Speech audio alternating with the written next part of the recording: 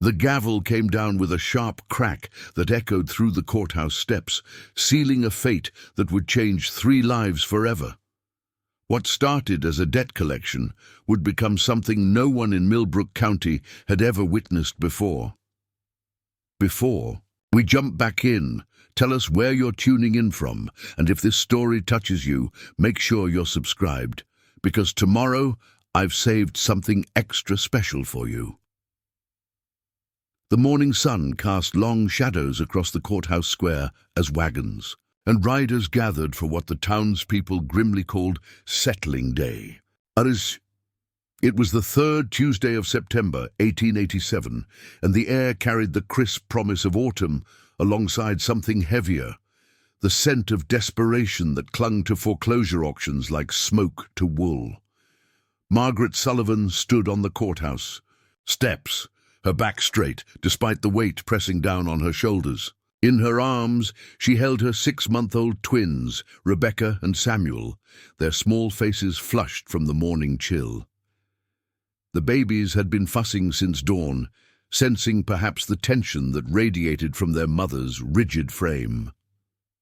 Margaret's brown hair, once carefully pinned in the style befitting a merchant's wife, now hung in loose wisps around her pale face. Her dress, though clean, bore the telltale signs of mending, small, careful stitches where fabric had torn and been lovingly repaired with whatever thread could be spared.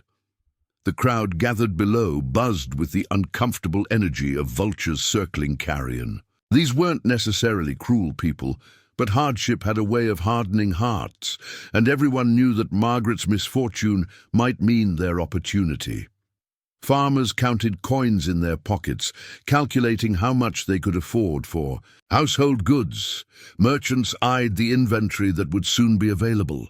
Women whispered behind gloved hands about the scandal of it all. A young mother with twins, abandoned by her husband, who had fled west with gambling debts hanging over his head like storm clouds.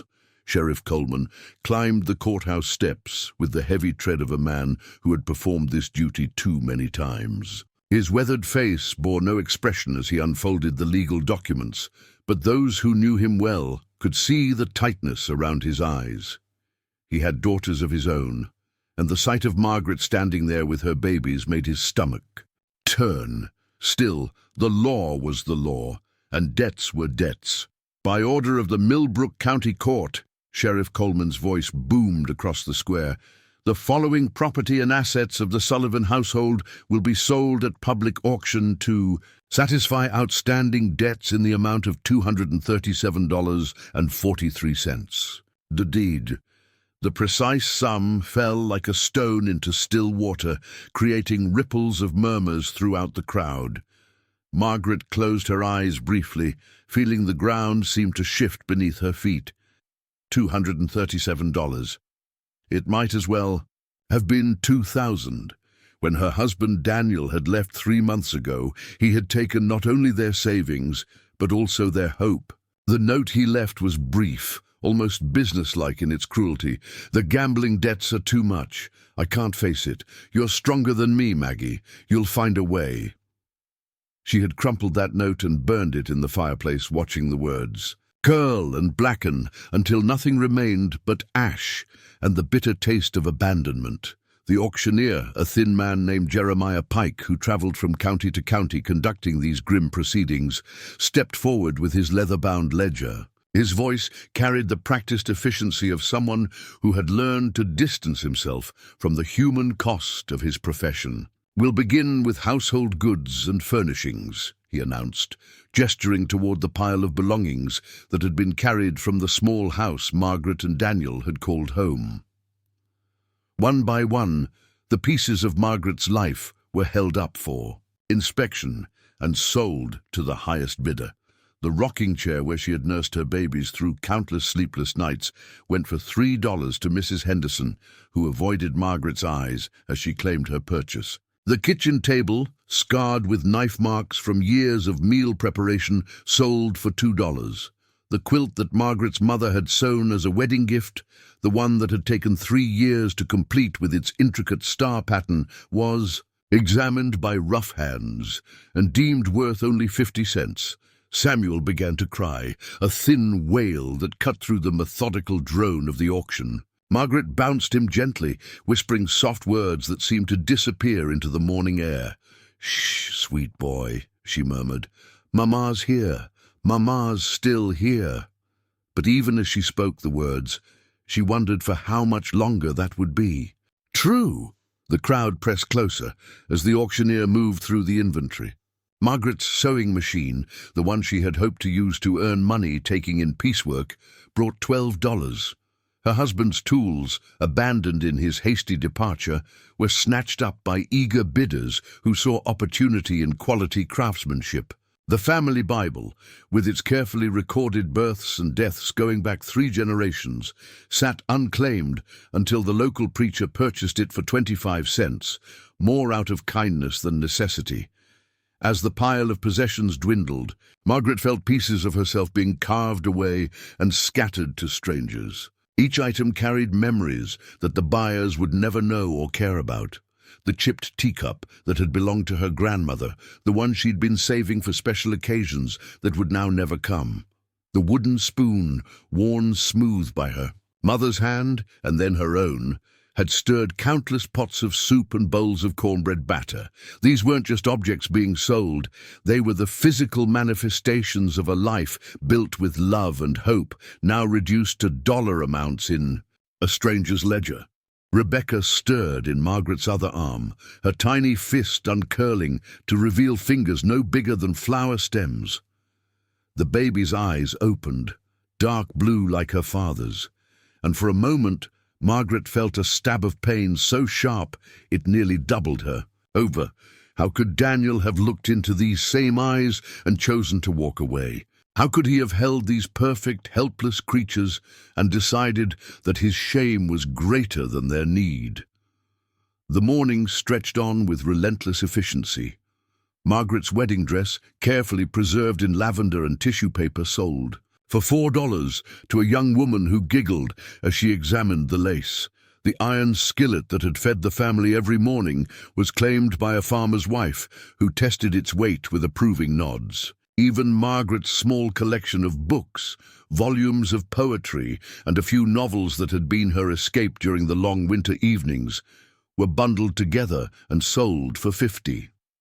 By noon, the pile had been reduced to the most personal items, the things that held more sentimental value than monetary worth. Margaret's hand mirror, with its silver back tarnished but still intact, her mother's jewelry box with the broken hinge, a small wooden horse that Daniel had carved before the twins were born, back when he still believed in the future they were building together. The crowd had thinned somewhat as people claimed their purchases and headed home, but those who remained seemed to sense that the most dramatic moment was yet to come. The auctioneer consulted his ledger, running his finger down the list of items yet to be sold. When he reached the bottom, his face grew grave. "That concludes the household goods," he announced. "However, the debt remains unsatisfied. Outstanding balance is $112.18. The numbers hung in the air like a death sentence. Margaret felt her knees weaken, and she gripped the babies tighter, as if her love alone could shield them from what was coming. Sheriff Coleman stepped forward, his voice heavy with reluctance. "According to territorial law, when debts cannot be satisfied through the sale of property, the court may order the sale of—" He paused, unable to meet Margaret's eyes. "The sale of persons bound by said debt, to include spouse and children, for terms of indentured service sufficient to satisfy the remaining obligation." The words hit Margaret like physical blows. She had known this moment might come, had lain awake countless nights trying to prepare herself for it, but nothing could have readied her for the reality of hearing her children spoken of as property to be sold. Her vision blurred, and for a moment she thought she might faint. Only the weight of the babies in her arms kept her anchored to consciousness. A murmur ran through the remaining crowd, a mixture of excitement and discomfort. Some had come hoping for this very outcome, A source of cheap labor was always valuable, especially one that came with the built-in motivation of maternal desperation. Others shifted uncomfortably, recognizing the moral complexity of what they were witnessing, but uncertain how to respond. Margaret looked out over the faces staring up at her, searching for some sign of compassion, some indication that someone might step forward and object to this proceeding. She saw calculation in some eyes, pity in others, but mostly she saw the cold indifference of people who had learned to protect themselves by not getting too involved in others' misfortunes. The auctioneer cleared his throat, preparing to begin. The most distasteful part of his job. The lot consists of one woman, aged 24, described as healthy and capable, and 2 infants, male and female twins. The term of service required to satisfy the debt is calculated at 7 years, with provision for room, board, and basic necessities. 7 years. Margaret's mind reeled at the number. The twins would be nearly 8 years old when their servitude ended, if it ended. She had heard stories of indentured servants whose terms were extended for infractions, real or imagined. Some were never freed at all, their papers conveniently lost, or their masters claiming additional debts that required further service. "Bidding will begin at $50, the auctioneer called out. The silence that followed was deafening. Margaret held her breath, praying that no one would respond, that somehow this nightmare would end without anyone stepping forward to claim them. But then a voice called out from the back of the crowd, $50. The speaker was Jonas Wright, a prosperous farmer known throughout the county for his poor treatment of hired help. Margaret's blood ran cold at the thought of her children growing up under his harsh hand. 60. This from Thomas Barrett, who owned the largest ranch in 3 counties. Margaret had heard whispers about Barrett, about the women who worked in his household and the liberties he was rumored to take. The bidding continued with sickening efficiency. $70? $80? The numbers climbed as Margaret's hope plummeted. She found herself studying the faces of the bidders, trying to imagine which would be least cruel, which might show some mercy to her children as they grew. It was then that she noticed him. He stood apart from the main crowd, leaning against a weathered fence post with the easy grace of a man accustomed to physical labor. He was tall, probably 6 feet or more, with dark hair that showed auburn highlights where the sun struck it. His clothes were worn but clean, denim trousers, a cotton shirt with the sleeves rolled up to reveal forearms corded with muscle, and a vest that had seen better days but was well maintained. A hat shaded his face, but she could see enough to note the strong jaw and the serious expression as he watched the proceedings. What struck her most was his stillness. While others in the crowd shifted and murmured, he remained motionless, his attention focused entirely on the auction platform. There was something in his posture that spoke of controlled tension, like a spring wound, tight but held in check. Preparing and narrating this story took us a lot of time, so if you are enjoying it, subscribe to our channel. It means a lot to us. Now back to the story. $100, called out Samuel Morrison, a cattleman known for his violent temper. Margaret felt sick. $100 for her life and the lives of her children. The amount seemed both impossibly large and insultingly small. The auctioneer looked around the crowd, his practiced eye assessing whether the bidding had reached its peak. "Do I hear 110? Silence stretched out, broken only by the fussing of the babies and the distant sound of a dog barking somewhere. In town, Margaret dared to hope that perhaps $100 was more than anyone was willing to pay, that somehow the auction might fail, and she would be granted more time to find another solution. Then the man by the fence post straightened. $200. The words cut through the air like a blade, stunning the crowd into complete silence. Margaret's head snapped toward him, her eyes wide with shock. $200 was nearly enough to satisfy the entire remaining debt. It was more than anyone had expected, more than the auctioneer had ever heard offered for an indentured servant and children. The other bidders exchanged glances, clearly calculating whether they were willing to go higher. Jonas Wright opened his mouth as if to respond, then closed it again, shaking his head. Thomas Barrett frowned, but made no counter-offer. The sum was simply too large for most to justify, especially for what amounted to household servants and farm labor. The auctioneer blinked in surprise, then quickly recovered his professional composure. "I have $200. Do I hear 210? No response came from the crowd. The man by the fence remained silent, his offer standing. "Unchallenged, 200 going at once," the auctioneer called. "Going twice." He paused, giving the crowd one final opportunity to respond. "Sold to the gentleman in the blue vest for $200. The gavel came down with that same sharp crack that had opened the proceedings, and Margaret felt her world shift on its axis. In the space of a heartbeat, she and her children had become the property of a complete stranger. She stared at the man who had just purchased their lives, trying to read something in his expression that might give her hope or prepare her for despair. He moved through the crowd with unhurried steps, reaching into his vest pocket to produce a leather wallet. The crowd parted before him, some nodding respectfully, others watching with curious eyes. As he drew closer to the platform, Margaret could see his face more clearly.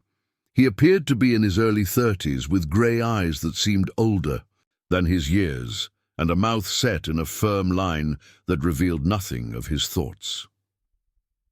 When he reached the auctioneer's table, he counted out the money with precise movements, 10 $20 gold pieces that gleamed in the afternoon sun. The sight of such wealth produced so casually, told Margaret that her new owner was a man of considerable means. Whether that would work in her favor or against it remained to be seen. The auctioneer made note of the payment in his ledger, then looked up at Margaret with something that might have been sympathy. "Ma'am, if you'd step down, we'll complete the paperwork." Margaret's legs felt unsteady as she descended the courthouse steps, the babies heavy in her arms. Each step took her closer to an uncertain future, away from the life she had known and toward a fate she could not imagine. The man who had bought them stood waiting, his expression unreadable as she approached. Up close, she could see the small details that spoke of his character. His hands, though calloused from work, were clean and well cared for. His clothes, while worn, were mended with skill and attention. There was a small scar on his chin, barely visible beneath the shadow of his hat brim, and his boots, though scuffed, were of good quality leather. He removed his hat as she approached, revealing hair that was indeed dark brown, shot through with auburn, and eyes that were not grey as she had first thought, but a deep green flecked with gold. For a moment they simply looked at each other, neither speaking, while the babies dozed in her arms and the crowd began to disperse around them. "Ma'am," he said finally, his voice low and gravelly, with the hint of an accent she couldn't place. "My name is Jacob Hayes. I know this ain't what you would have chosen, but I give you my word that you and your children will be treated fair." Margaret searched his face for signs of deception or cruelty, but found neither. Still, she had learned not to trust easily. Daniel had been charming too in the beginning. "What exactly do you expect from us, Mr. Hayes?" she asked, her voice steadier than she felt. "Honest work in exchange for food, shelter, and safety," he replied. "Nothing more than what's right, nothing less than what's deserved." The simplicity of his answer caught her off guard. She had expected demands, conditions, threats of what would happen if she displeased him. Instead, he spoke as if he were offering employment rather than enforcing ownership. Sheriff Coleman approached with the completed paperwork, his face still tight with distaste for the entire proceeding. "Papers are in order, Hayes," he said curtly. 7-year term, all legal and proper. Jacob accepted the documents without looking at them, folding them carefully and placing them in his shirt pocket. "Much obliged, Sheriff. As the official business concluded, Margaret found herself standing in the courthouse square with her babies, belonging to a man she had never seen before an hour ago. The reality of her situation began to settle over her like a heavy blanket. She was no longer Margaret Sullivan, free woman. She was property, owned as surely as a horse or a piece of furniture, bound by law to serve this stranger for 7 years. Jacob seemed to sense her thoughts. "My wagon's over yonder," he said, gesturing toward a sturdy vehicle hitched to 2 well-fed horses. "It's about a half-day's ride to my place. Are you and the babies able to travel?" The consideration in his voice surprised her. She had expected to be ordered into the wagon like cargo. "Yes," she managed. "We can travel." As they walked toward the wagon, Margaret noticed other details about her new owner. He walked with a slight limp, favoring his left leg, and there was a carefulness in his movements that spoke of old injuries. His horse equipment was well maintained, but not flashy, practical rather than showy. The wagon itself was sturdy and clean, with a canvas cover that would provide protection from the elements. Jacob helped her up onto the wagon seat with a gentleness that confused her. His hands were strong but careful as he steadied her, making sure she was secure with the babies before moving to his own side. As he gathered the reins, Margaret noticed a small wooden cross hanging from the wagon's frame, worn smooth by weather and handling. "Mr. Hayes," she began, then stopped, unsure how to voice the questions crowding her mind. He glanced at her, waiting. "Why did you pay so much? You could have gotten us for half that amount." For a long moment he was silent, his attention seemingly focused on guiding the horses through the town streets. When he finally spoke, his voice was quiet, almost lost beneath the sound of wheels on packed earth. "Because," he said, "some things shouldn't be sold at all. But since they were being sold anyway, I figured they ought to go to someone who understood that." The wagon rolled out of Millbrook, carrying Margaret and her children toward an unknown future.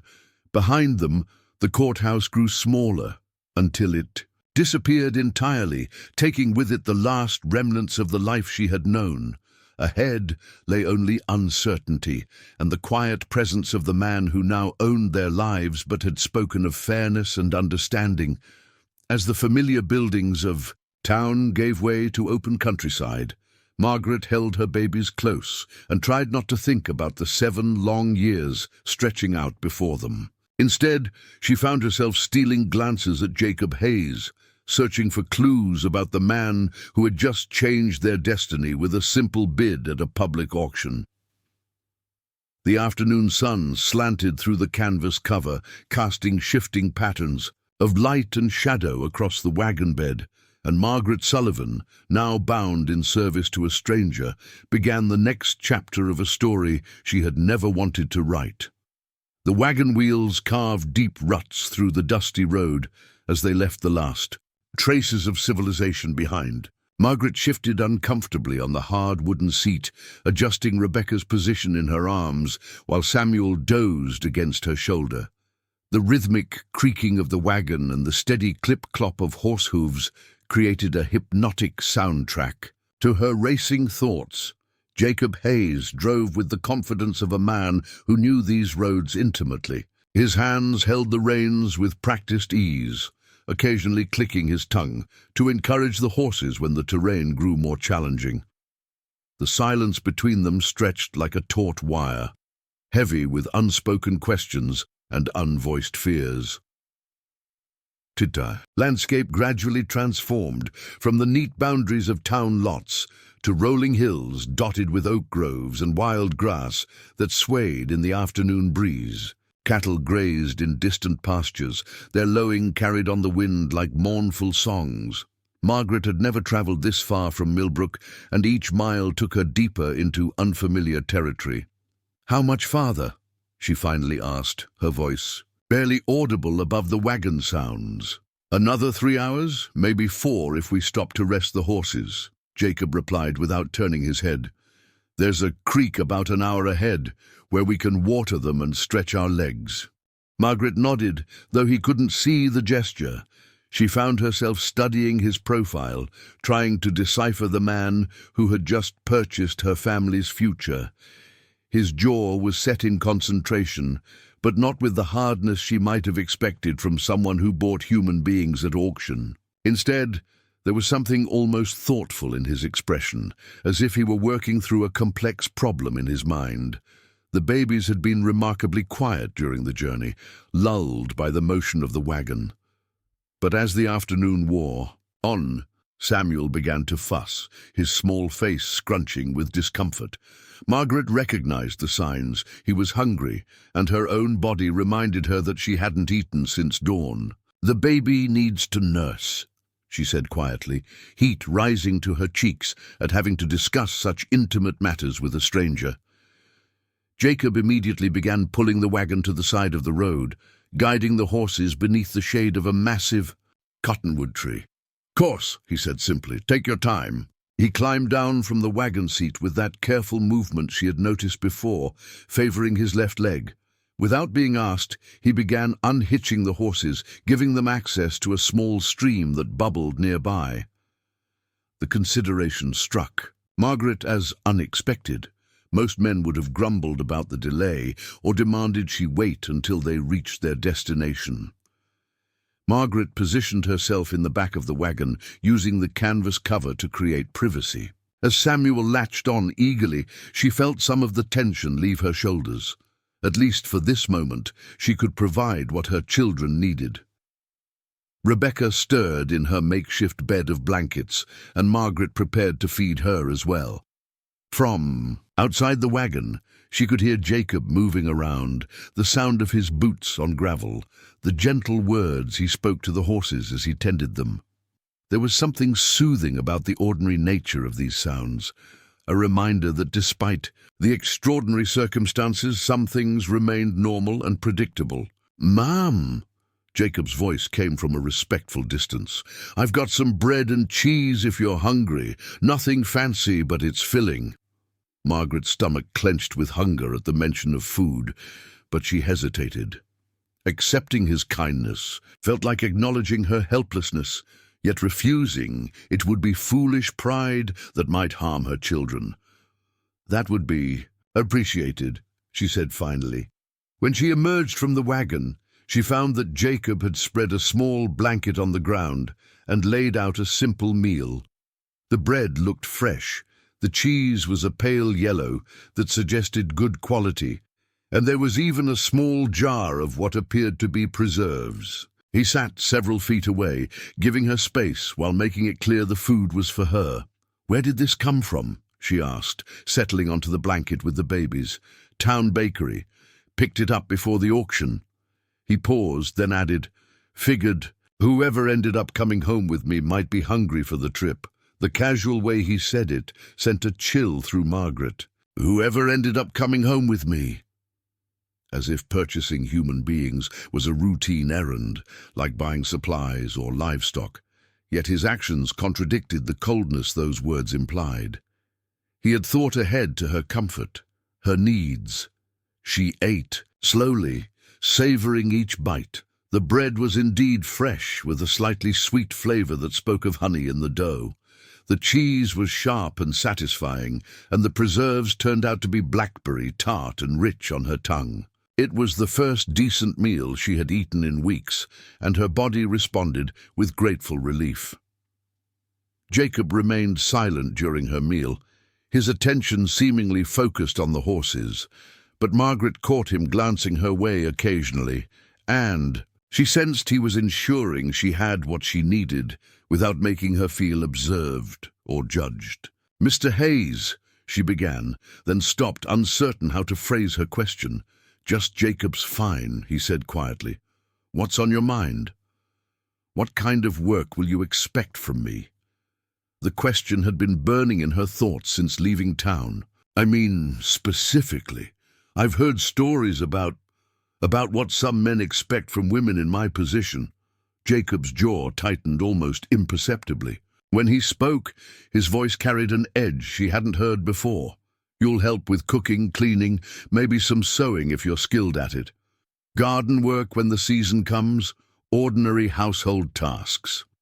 He paused, then met her eyes directly. Nothing that would shame you or harm your children. That's not what this is. Relief flooded through Margaret, though she tried not to show it too openly. She had heard too many stories of women indentured to men who considered them property in every sense of the word. The fact that he had addressed her unspoken fears without making her voice them directly suggested a sensitivity she hadn't dared hope for. What about Rebecca and Samuel? When they're older, I mean. They'll have chores appropriate to their age, same as any children, but they'll also have schooling. There's a teacher who comes through the valley twice a week, and I've got books. If they show interest in learning. Margaret stared at him in surprise. Education for indentured children was rare, seen as an unnecessary expense by most owners. The fact that he had already considered their future development spoke to a long-term view that puzzled her. Why? She asked simply. Jacob was quiet for a long moment, his gaze fixed on the distant hills. Because ignorance chains people worse than any legal document, he said finally, and because children deserve better than the mistakes their parents made. The words hit Margaret like a physical blow, reminding her sharply of the circumstances that had led to this moment. Daniel's gambling, his abandonment, her own helplessness in the face of debts she hadn't incurred, but was legally bound to pay. She blinked back sudden tears, not wanting to show weakness before this man who would control so much of her life. "I didn't mean to offend," Jacob said quickly, apparently noticing her distress. "I wasn't speaking of you specifically, just general circumstances." "No offense taken," Margaret managed, though her voice was tight. "You're right. Children do deserve better." They finished their meal in relative silence, the weight of unspoken understanding settling between them. When it was time to continue, Jacob helped her back into the wagon with the same careful courtesy he had shown before, and they resumed their journey into the afternoon. The landscape continued to change as they traveled deeper into the countryside. The rolling hills gave way to more dramatic terrain, with rocky outcroppings and deeper valleys carved by ancient streams. Pine trees began to appear among the oaks and cottonwoods, and the air carried the clean scent of mountain water and evergreen needles. "Beautiful country," Margaret observed, surprising herself by speaking first. "It is," Jacob agreed. "Peaceful, mostly. Good place to raise children, I think." The comment carried implications that Margaret wasn't ready to examine too closely. The idea of her twins growing up in this wild, beautiful place was both appealing and terrifying. Appealing because it seemed clean and wholesome, far from the judgment and gossip of town life. Terrifying because it was so isolated, so far from any help if things went wrong. As if sensing her thoughts, Jacob spoke again. "There are neighbors, scattered through the valley.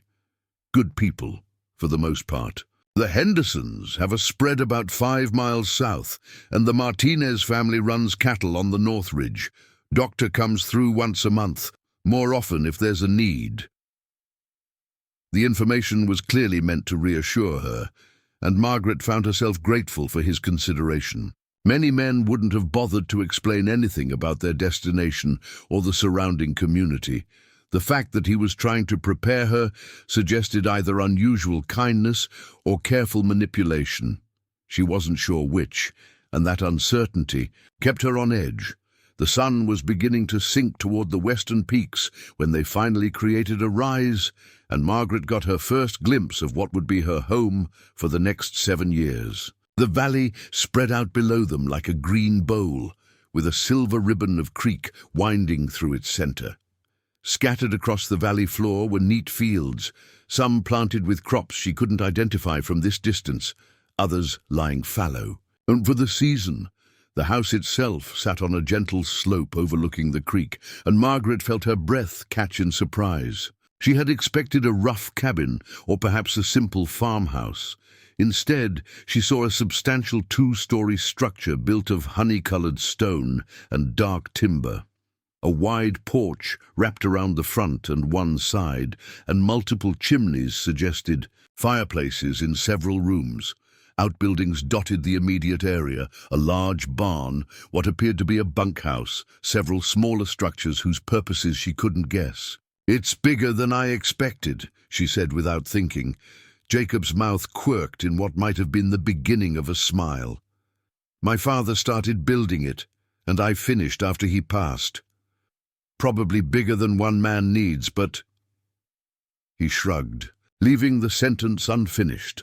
As they descended into the valley, Margaret could see more details. The house was well maintained, with fresh paint on the trim and carefully tended flower beds along the porch. A vegetable garden occupied a protected spot near the kitchen, and fruit trees had been planted in orderly rows behind the house. Everything spoke of careful planning and steady work, of a man who took pride in his property and cared for it properly.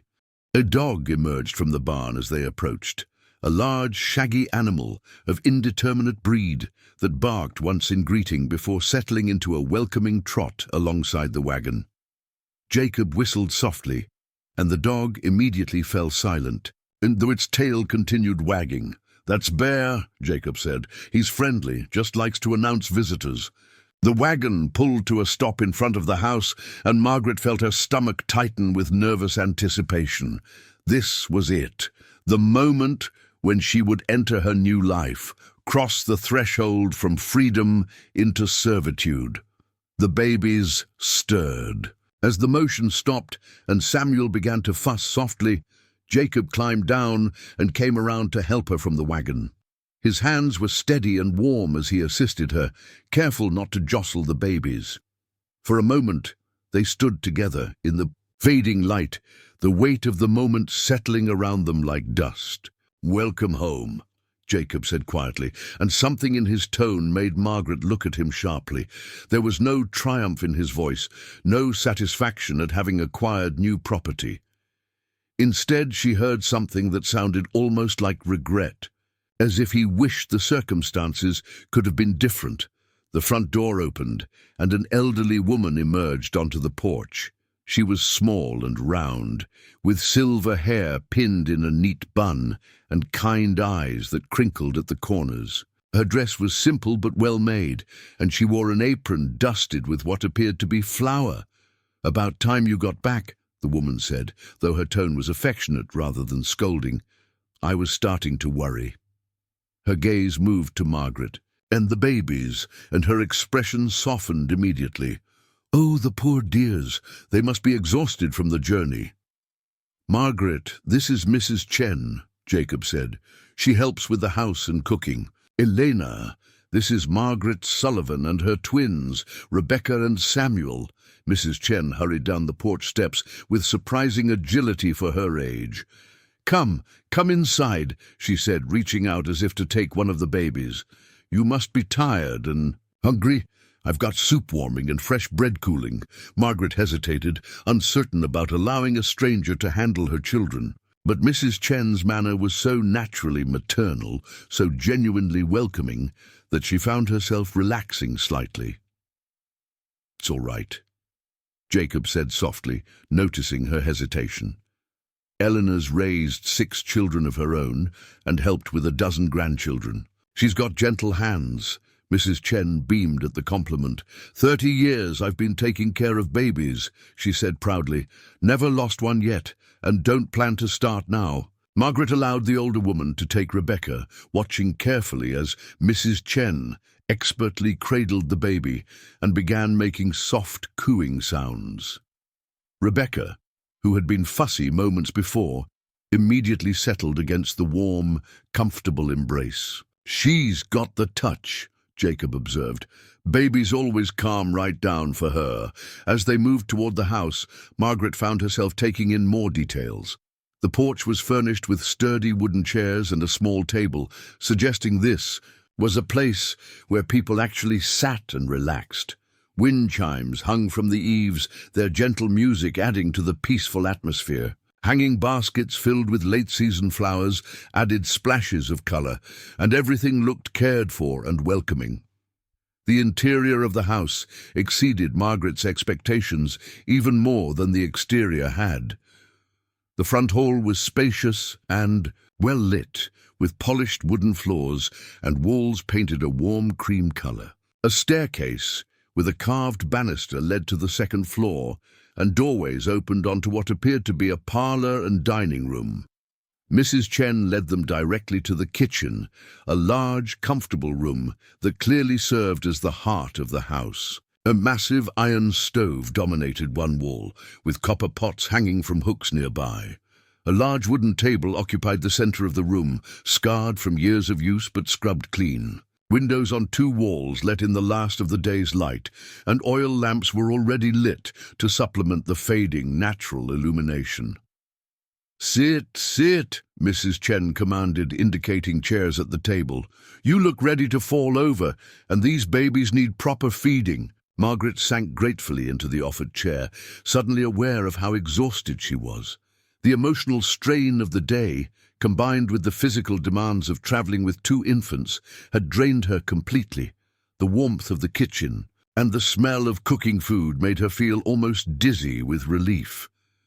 Jacob hung his hat on a peg by the door and moved to the stove, ladling soup into bowls, with an ease that suggested he was comfortable in the kitchen. "Elena makes the best beef stew in 3 counties, he said, setting a steaming bowl in front of Margaret, "and her cornbread is legendary." The smell rising from the bowl made Margaret's mouth water. Chunks of tender beef floated in a rich brown, broth alongside carrots, potatoes, and onions. A thick slice of golden cornbread appeared beside the bowl, still warm from the oven. "Eat," Mrs. Chen said firmly, settling into a chair across from Margaret, with Rebecca still contentedly nestled in her arms. "You're too thin, and nursing mothers need proper nourishment." Margaret needed no further encouragement. The stew was everything Jacob had promised, rich, flavorful, and satisfying in a way that went beyond mere hunger. The cornbread was sweet and crumbly, perfect for soaking up the savory broth. For several minutes, she focused entirely on eating, aware that both Jacob and Mrs. Chen were watching her with what appeared to be satisfaction. "When did you last have a proper meal?" Mrs. Chen asked gently. Margaret paused, considering. "I'm not sure," she admitted. "It's been difficult since my husband left." "Well, you'll have proper meals here," Mrs. Chen said firmly. 3 times a day, and more if you need it. Can't have babies going hungry because their mama isn't eating enough." The casual assumption that Margaret's welfare mattered, that her children's needs would be met, was almost overwhelming. She had spent so many weeks worrying about where their next meal would come from, how she would keep them warm and safe, that the sudden promise of security felt almost too good to believe. "Mrs. Chen," Margaret began, then stopped, unsure how to voice her question. "What is it, dear? What exactly is my position here? I mean, am I—" She glanced at Jacob, who was eating his own meal quietly. "Am I a servant, a housekeeper? What should I expect?"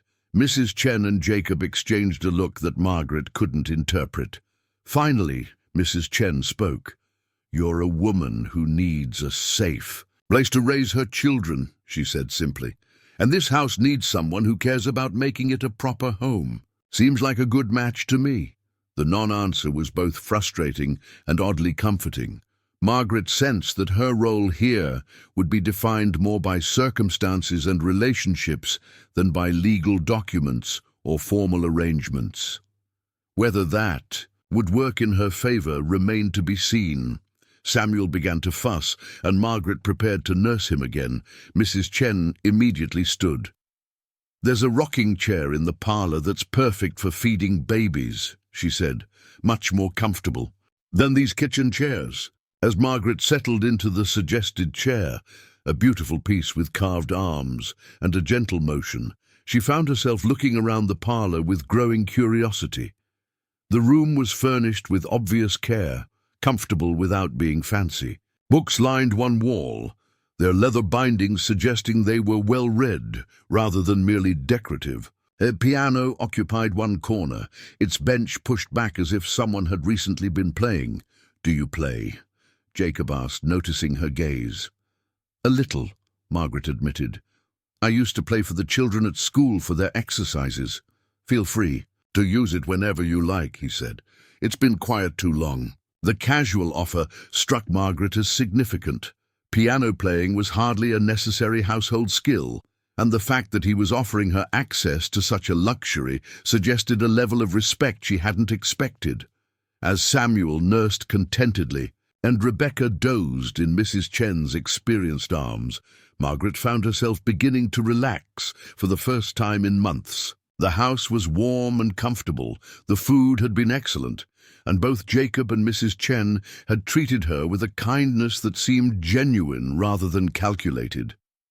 But even as she allowed herself to feel cautiously hopeful, Margaret reminded herself that she was still essentially a prisoner here, bound by law to serve for 7 years regardless of how pleasant her captors might seem. Jacob Hayes might be kinder than she had dared hope, but he was still the man who had purchased her family at a public auction. The thought sobered her, reminding her that no matter how comfortable this house might be, it was not truly home.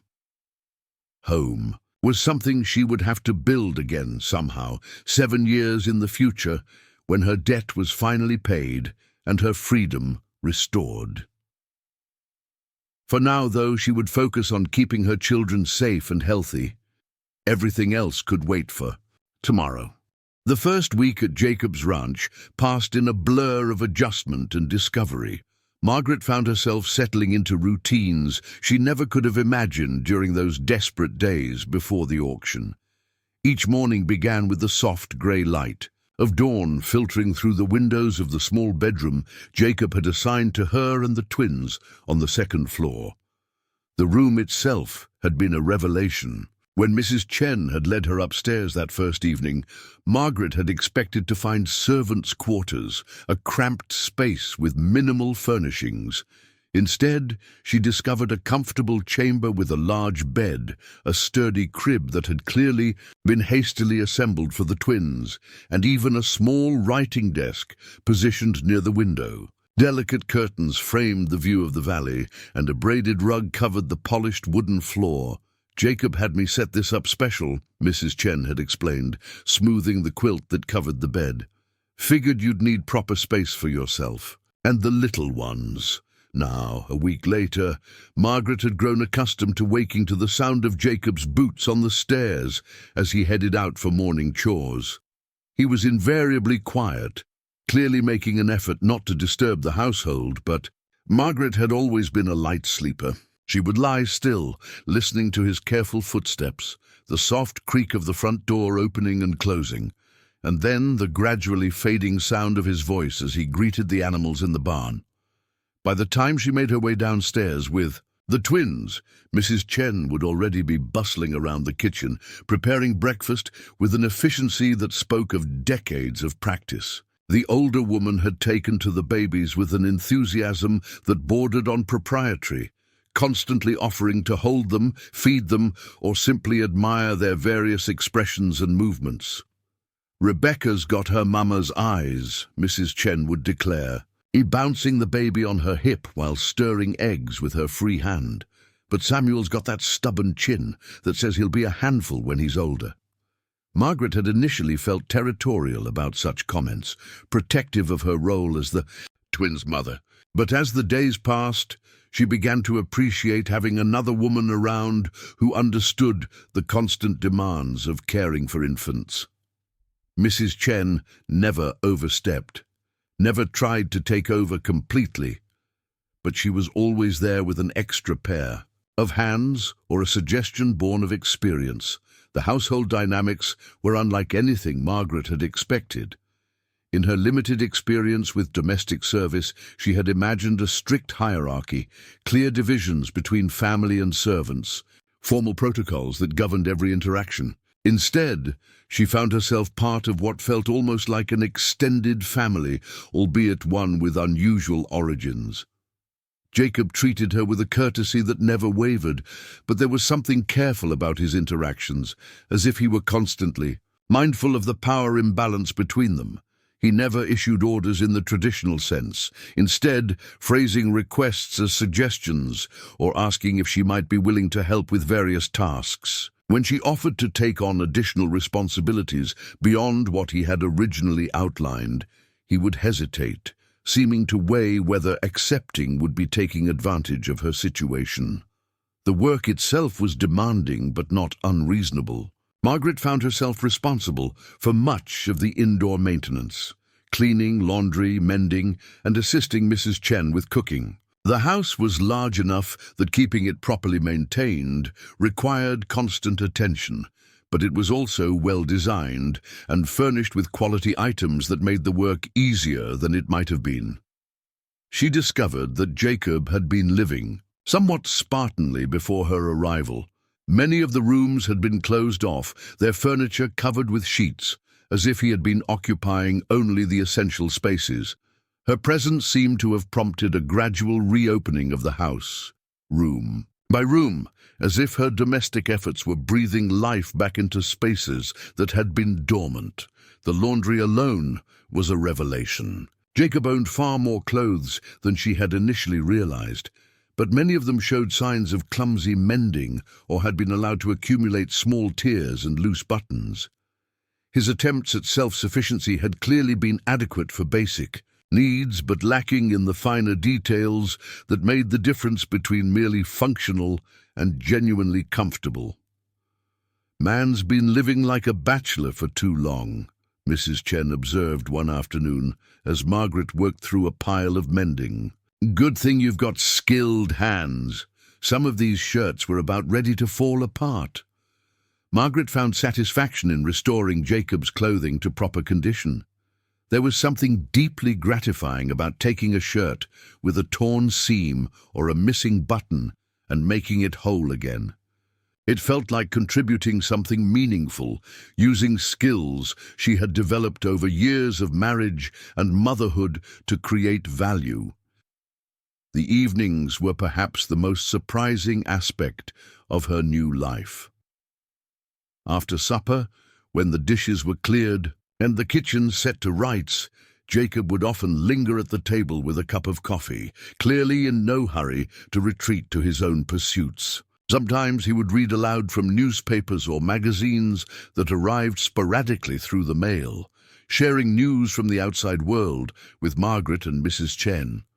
Other evenings, he would ask about the twins' development, showing a genuine interest in their growth and personalities that puzzled Margaret. He had no children of his own, had never been married as far as she could determine, yet he seemed to understand something about the daily challenges of raising infants. "Samuel's getting stronger," he observed one evening, watching as the baby managed to hold his head up for several seconds while lying on his stomach.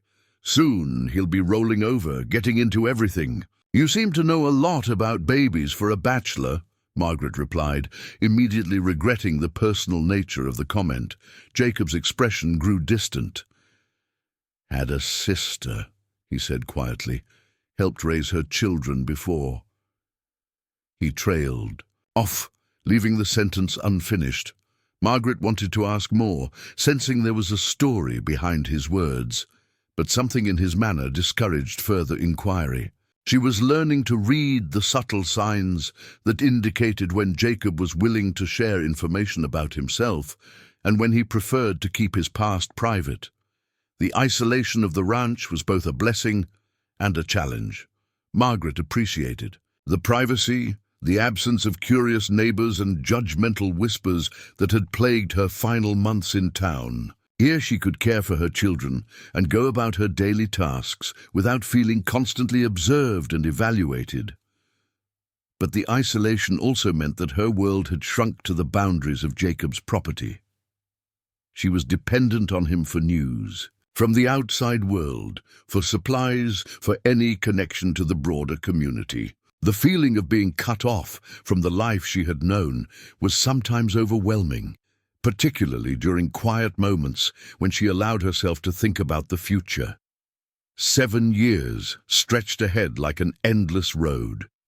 The twins would be nearly 8 when her obligation ended, old enough to have clear memories of this time, old enough to understand the circumstances that had brought them here. Margaret struggled with the question of how much to tell them as they grew older, how to explain their situation without making them feel ashamed or different. The legal papers that bound her to Jacob remained in his possession, filed away somewhere, in his study. She had never seen them since that day at the courthouse, but their existence was a constant presence in her thoughts. Jacob had the power to extend her term of service, to sell her contract to someone else, to make decisions about her life and her children's lives without consulting her wishes. Yet he showed no signs of exercising that power arbitrarily. When decisions needed to be made about household matters, he consulted her opinion. When she suggested changes to improve efficiency or comfort, he listened thoughtfully and usually agreed to her proposals. The disconnect between his legal authority and his actual behavior was something Margaret found both reassuring and unsettling. 2 weeks into her residency, Margaret experienced her first test of the boundaries Jacob had established. The twins had been fussier than usual, both seeming to be fighting off minor illnesses that left them cranky and demanding. Margaret had been up much of the night, walking the floors with one or both babies, trying to soothe them without waking the entire household. By morning, she was exhausted and overwhelmed. The babies continued to fuss despite her efforts, and she found herself close to tears as she tried to prepare breakfast while managing 2 unhappy infants. When Jacob appeared in the kitchen, she was bouncing Samuel while trying to flip eggs. With her free hand, Rebecca crying in her basket nearby. "Let me help," Jacob said immediately, reaching for the baby. Margaret's first instinct was to refuse, to insist she could manage on her own. But Samuel was heavy in her tired arms, and the sight of Jacob's steady hands and calm demeanor was too tempting to resist. She handed over the baby and watched in amazement as Samuel immediately quieted, apparently soothed by the change of pace and the deeper vibrations of Jacob's voice. "You're exhausted," Jacob observed, his tone matter-of-fact rather than critical. "Mrs. Chen can handle breakfast. You should rest." "I can't," Margaret protested automatically. "There's too much to do, and it's my responsibility." "Your responsibility is to take care of yourself so you can take care of your children," Jacob interrupted gently. "Everything else can wait." The kindness in his voice was almost her undoing. Margaret felt tears threatening, a combination of exhaustion, gratitude, and the overwhelming relief of having someone else make decisions for her, even temporarily. Mrs. Chen arrived in the kitchen at that moment, took one look at the situation, and immediately began issuing instructions. "Margaret, you go rest. Jacob, you keep that baby happy. I'll handle the little miss and get breakfast sorted." Margaret wanted to argue, but she was too tired to resist effectively. She found herself back in her room, lying on the bed while the sounds of the household continued below her. For the first time since arriving at the ranch, she allowed herself to truly rest, to let go of the constant vigilance that had become second nature. When she woke several hours later, she found the house quiet and peaceful. Sunlight streamed through her windows, suggesting it was well past midday. Panic seized her as she realized how long she had slept, how many tasks had been left undone. She hurried downstairs to find Mrs. Chen in the kitchen, preparing what appeared to be lunch. The twins were nowhere to be seen, and Margaret felt a moment of alarm before Mrs. Chen spoke. "Jacob's got them out on the porch," the older woman said, without looking up from her cooking. "They're enjoying the fresh air, and he's enjoying the company." Margaret stepped to the window and looked out to see Jacob sitting in one of the porch chairs, a baby in each arm, talking to them in a low voice that carried the rhythm of storytelling. Both twins were alert and content, their earlier fussiness apparently resolved by whatever minor ailment had been troubling them. The sight of this man, her legal owner, cradling her children with such obvious care, was profoundly unsettling. Margaret had spent years learning not to trust easily, to be wary of men who seemed too good to be true. Yet here was Jacob, who had paid an extraordinary sum for her family's servitude, treating them with a gentleness that seemed utterly genuine. "He's good with them," Mrs. Chen observed, following Margaret's gaze.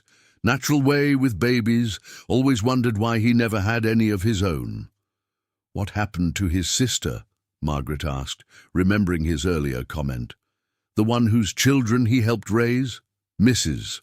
Chen's expression grew somber. "Died in childbirth, along with the baby." Jacob was barely 20, but he stepped up to help her husband raise the two little ones she left behind. Did it for 3 years, until the man remarried and moved away with the children. The information cast Jacob's behavior in a new light. Margaret began to understand the careful way he handled the twins, the knowledge he seemed to possess about their needs and development. He had experience with children, but that experience had ended in loss and separation. "Is that why he never married?" she asked. "Partly, maybe," Mrs. Chen replied, "but there's more to it than that. Jacob's got his reasons for keeping to himself, and they're his to share or not as he sees fit." The gentle rebuke reminded Margaret that she was still essentially a stranger here, regardless of how comfortable she was becoming. There were depths to Jacob's character and history that she was not entitled to explore, boundaries that existed despite the intimacy of their daily interactions. That afternoon, Margaret found herself working in the vegetable garden, a task she had volunteered for partly because she enjoyed the physical work and partly because it gave her time to think. The garden was well established, but showed signs of neglect, as if Jacob had been maintaining it at a basic level without the attention to detail that made the difference between adequate and abundant. She was absorbed in weeding the bean rows when she heard footsteps approaching. Jacob appeared at the garden gate, carrying a bucket of water and wearing an expression of mild concern. "Mrs. Chen said you might need this," he said, setting the bucket within easy reach. "Hot day for garden work." Margaret accepted the water gratefully, suddenly aware of her thirst. "Thank you. I wanted to get these weeds cleared before they choked out the vegetables." Jacob surveyed her work with an approving nod. "You've got a good eye for it. My mother always said weeding was like surgery. You had to be careful to cut out the problem without damaging what you wanted to keep." "Your mother was a gardener." "She was. Taught me most of what I know about growing things." Jacob's voice carried a note of fond remembrance. She'd have liked seeing someone care for this garden properly again. Margaret felt a pang of sympathy for the losses that seemed to thread through Jacob's history. His mother, his sister, the children he had helped raise, all gone, leaving him alone in this beautiful but isolated valley. "Would you like me to expand it?" she asked impulsively. "I notice there's space for more vegetables, maybe some herbs." Jacob's face lit up with genuine enthusiasm. "That would be wonderful. There's seed stock in the barn, and I can help with the heavier work if you'd like." The offer to work together surprised Margaret.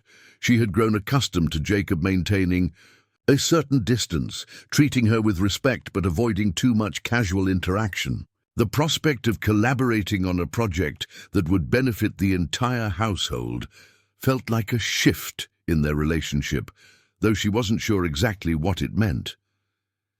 As the days passed, Margaret found herself looking forward to their work sessions in the garden. Jacob proved to be knowledgeable about plants and soil, generous with advice, but respectful of her own expertise. They developed an easy working rhythm, comfortable silences punctuated by discussions of practical matters and occasional glimpses into each other's thoughts and experiences. It was during one of these sessions that Margaret finally worked up the courage to ask the question that had been haunting her since the auction.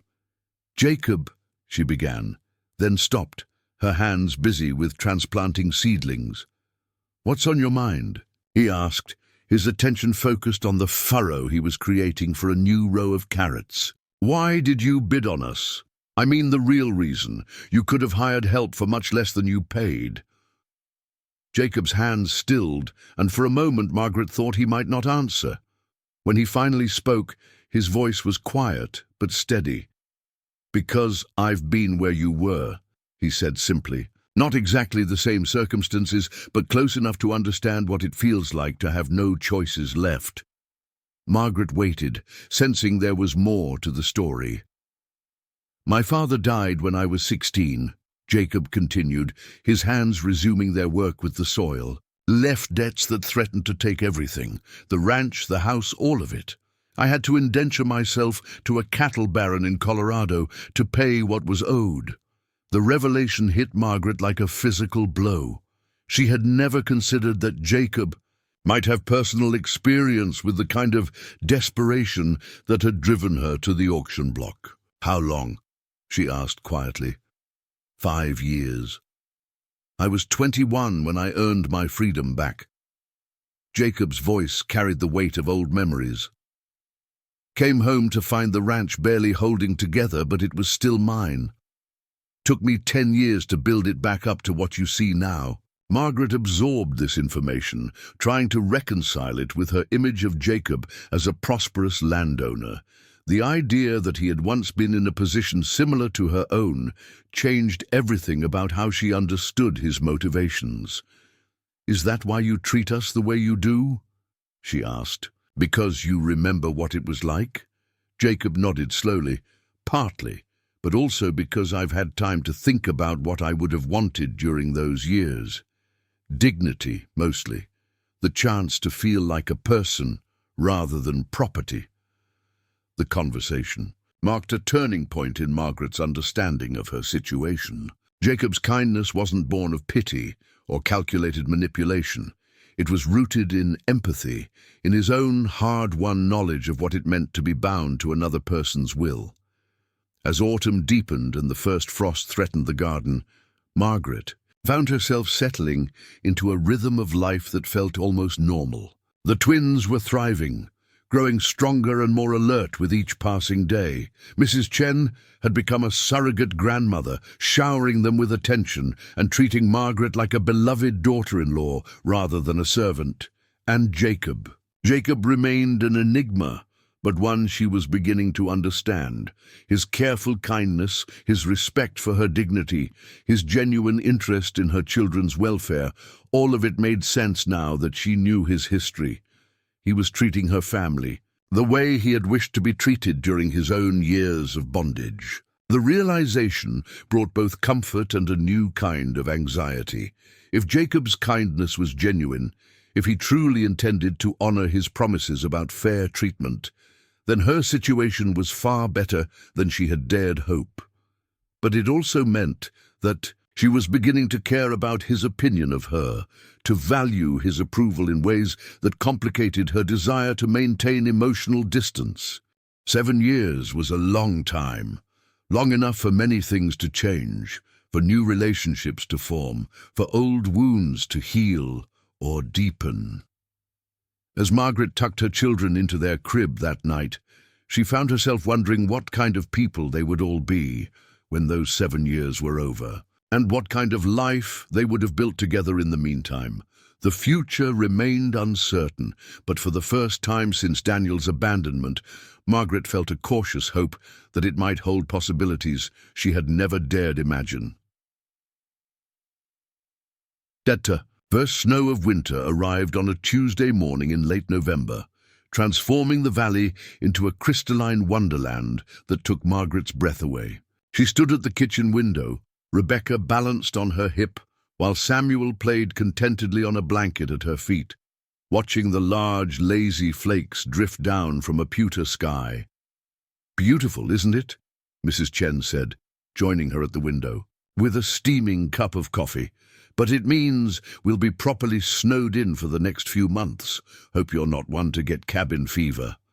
Margaret had never experienced a true mountain winter before. In town, snow was an inconvenience that lasted a few days before melting into muddy slush. Here, she was beginning to understand, winter was a season that demanded respect and preparation, a time when the outside world essentially ceased to exist.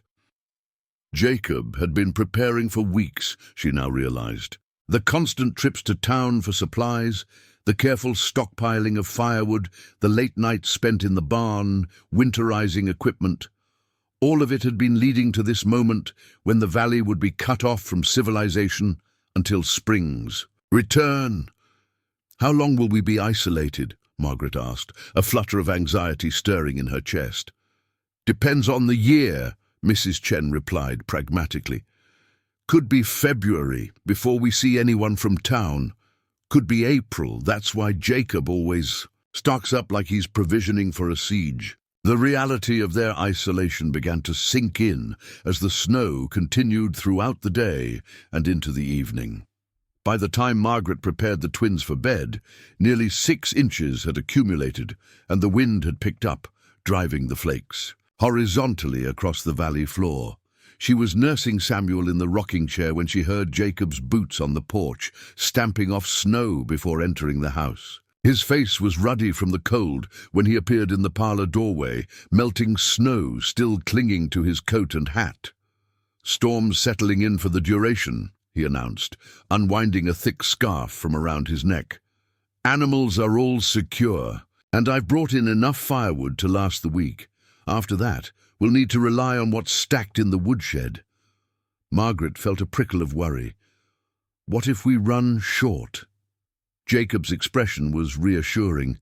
"Won't happen.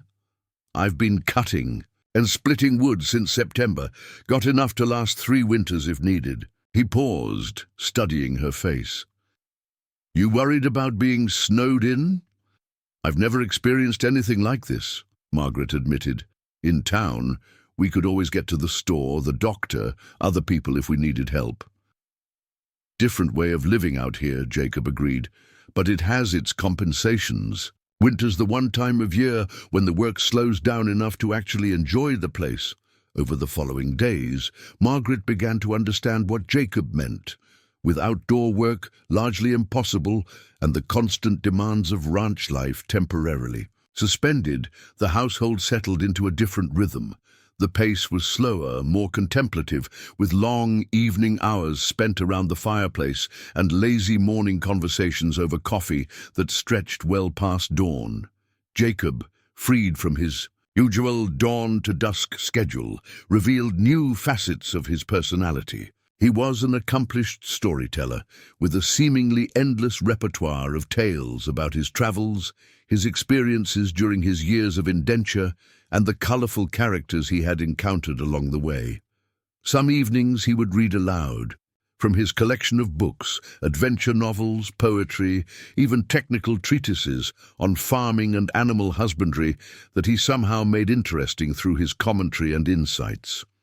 "You have quite a library," Margaret observed one evening, scanning the shelves that lined the parlor walls. "I wouldn't have expected a rancher to own so many books." Jacob looked up from the volume of Shakespeare he had been reading, his finger marking his place. "Education was something my mother insisted on," he explained. "She said a man who couldn't read and think was no better than his livestock, regardless of how much land he owned." Margaret found herself drawn to the books during the quiet hours when the twins napped and household tasks were completed. Jacob had encouraged her to borrow whatever interested her, and she discovered treasures she had never expected to find. Volumes of poetry by authors she had only heard mentioned, novels that transported her to distant places and times, even scientific texts that opened new ways of understanding the world around her. "You're devouring those books," Mrs. Chen observed one afternoon, finding Margaret curled in a chair with a thick volume balanced on her knees while the twins slept nearby.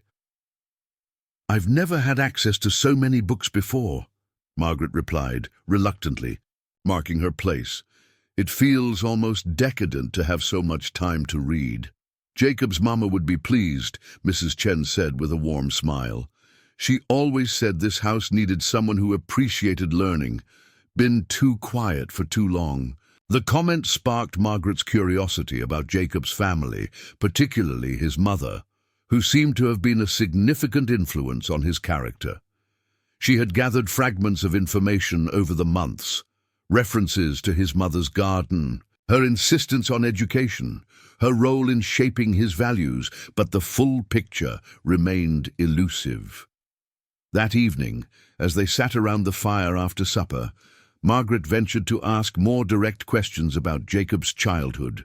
To her surprise, he seemed willing to share memories that revealed a side of ranch life she had never considered. "My mother was the daughter of a university professor back east," Jacob explained, his eyes focused on the dancing flames. "She met my father when he came through her town buying horses for a cattle drive. He was smitten by her intelligence as much as her beauty, and somehow convinced her to marry him and come west." "That must have been quite an adjustment for her," Margaret said, imagining an educated woman leaving civilization for the harsh realities of frontier life. "She never complained, but I know it was difficult," Jacob continued. "She missed books, music, intellectual conversation. That's why she was so determined that I would have an education, that I wouldn't grow up ignorant just because we lived in the middle of nowhere." Margaret felt a pang of recognition, thinking of her own children and the challenges of raising them in isolation. Did she regret leaving her old life behind? Jacob was quiet for a long moment, considering the question. "I think she found compensations," he said finally. "She loved my father deeply, and she found beauty in this place that fed her soul in different ways. But she never stopped believing that learning and culture were essential to a meaningful life." The conversation continued late into the evening, with Jacob sharing stories that painted a picture of a remarkable woman who had managed to create a cultured, loving home in the wilderness. Margaret found herself thinking about these stories long after she had retired to her room, wondering what Jacob's mother would have thought of her presence in the house, whether she would have approved of the circumstances that had brought Margaret here. As December progressed and the snow continued to deepen, Margaret discovered new challenges and unexpected pleasures in their isolated existence. The physical work of maintaining the household continued, but it took on a different quality when performed without the pressure of external demands. Cooking became more creative as they worked with preserved and stored ingredients, creating meals that were hearty and satisfying despite the limited options. Laundry was more challenging in winter, with clothes hung to dry near the fireplace rather than outside, but even this became part of the cozy domesticity that characterized their snowed-in existence. Margaret found satisfaction in keeping their small world clean and comfortable, creating a haven of warmth and order against the harsh beauty of the winter landscape. The twins thrived in the warm, stable environment. Samuel was becoming more active, rolling over consistently and showing early signs of attempting to crawl. Rebecca was more social, smiling readily and making soft cooing sounds that delighted all the adults in the household. Mrs. Chen declared them the most beautiful and intelligent babies she had ever seen, a pronouncement that made Margaret's heart swell with maternal pride. "They're fortunate children," Jacob observed one evening, watching as Margaret played with the twins on a blanket spread before the fire. "Growing up in a house filled with love and learning." The comment touched something deep in Margaret's heart. Despite the unusual circumstances of their situation, her children were indeed surrounded by affection and care. Jacob's interest in their development was genuine and consistent. Mrs. Chen doted on them with grandmotherly devotion, and Margaret herself felt more secure in her ability to provide for them than she had since Daniel's abandonment. It was during one of the longest nights of December that Margaret experienced her first real test of their winter isolation.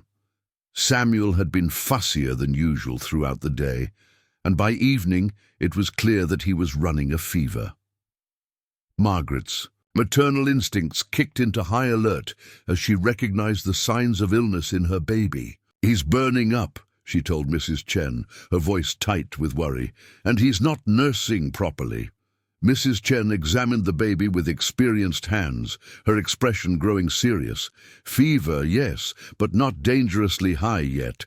Could be just a cold, but we need to watch him carefully. Margaret's mind immediately went to the isolation imposed by the storm.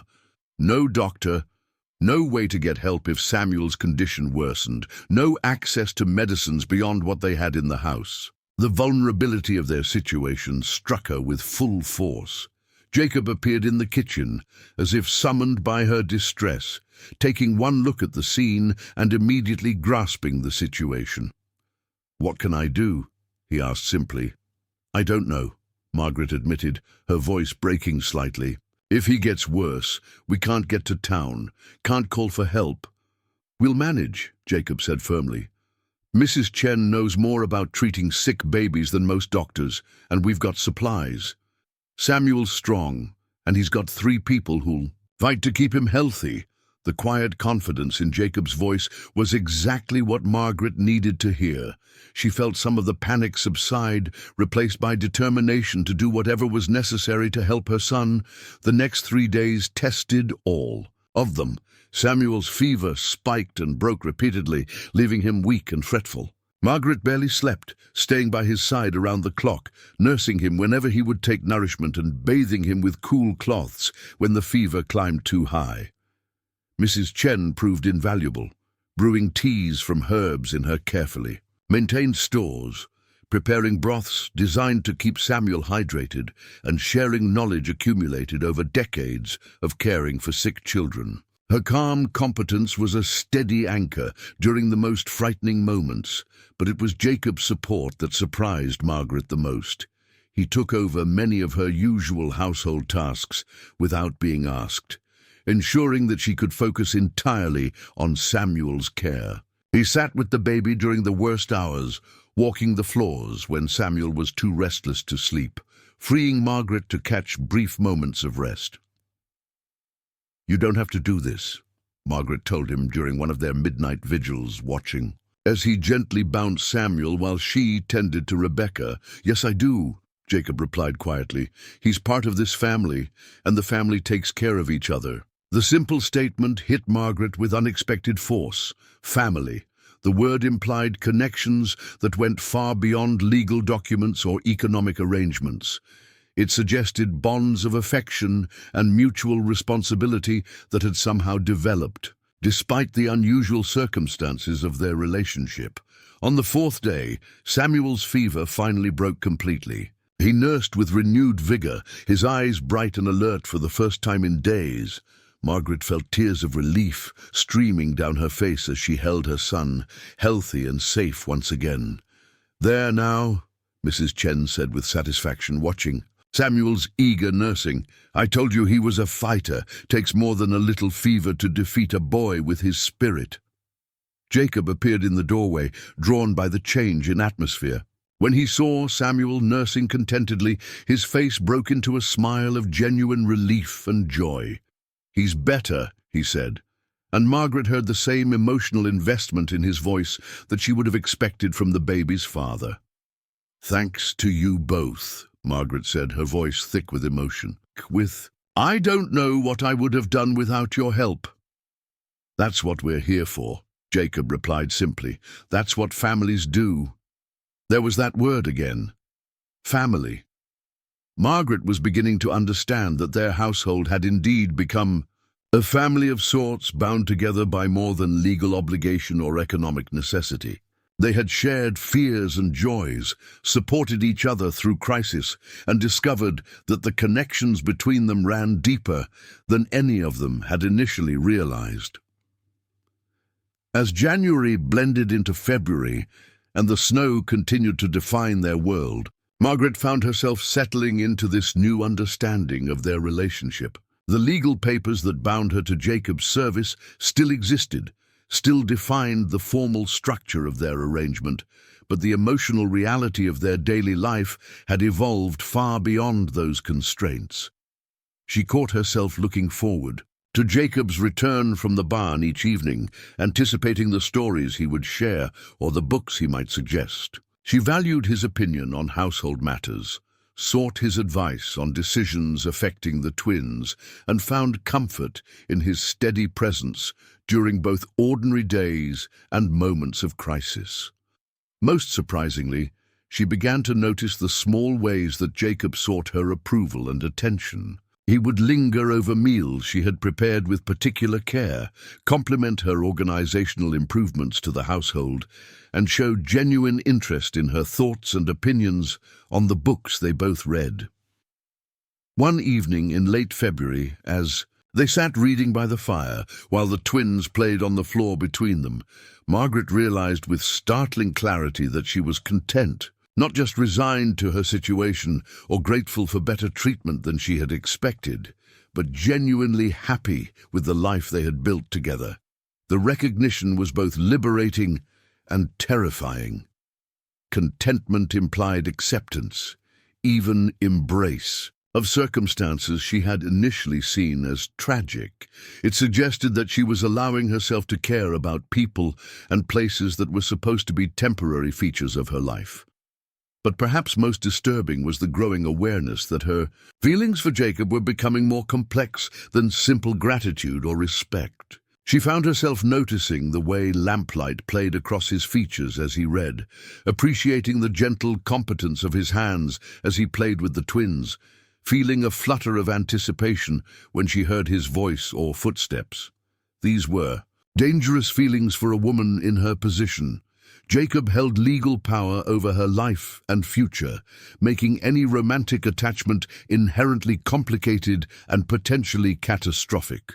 Yet the feelings persisted, growing stronger with each shared conversation, each moment of mutual concern for the children, each glimpse of the honorable man beneath the careful formality of their official relationship. As winter slowly began, its retreat and the first hints of spring appeared in the lengthening days and subtle changes in the snow's texture. Margaret found herself facing questions that had no easy answers. What would happen when the formal constraints of winter isolation gave way to the broader world of spring and summer? How would their relationship evolve when the intimacy forced by their snowed-in existence was no longer necessary for survival? And, most pressing of all, what did she want to happen?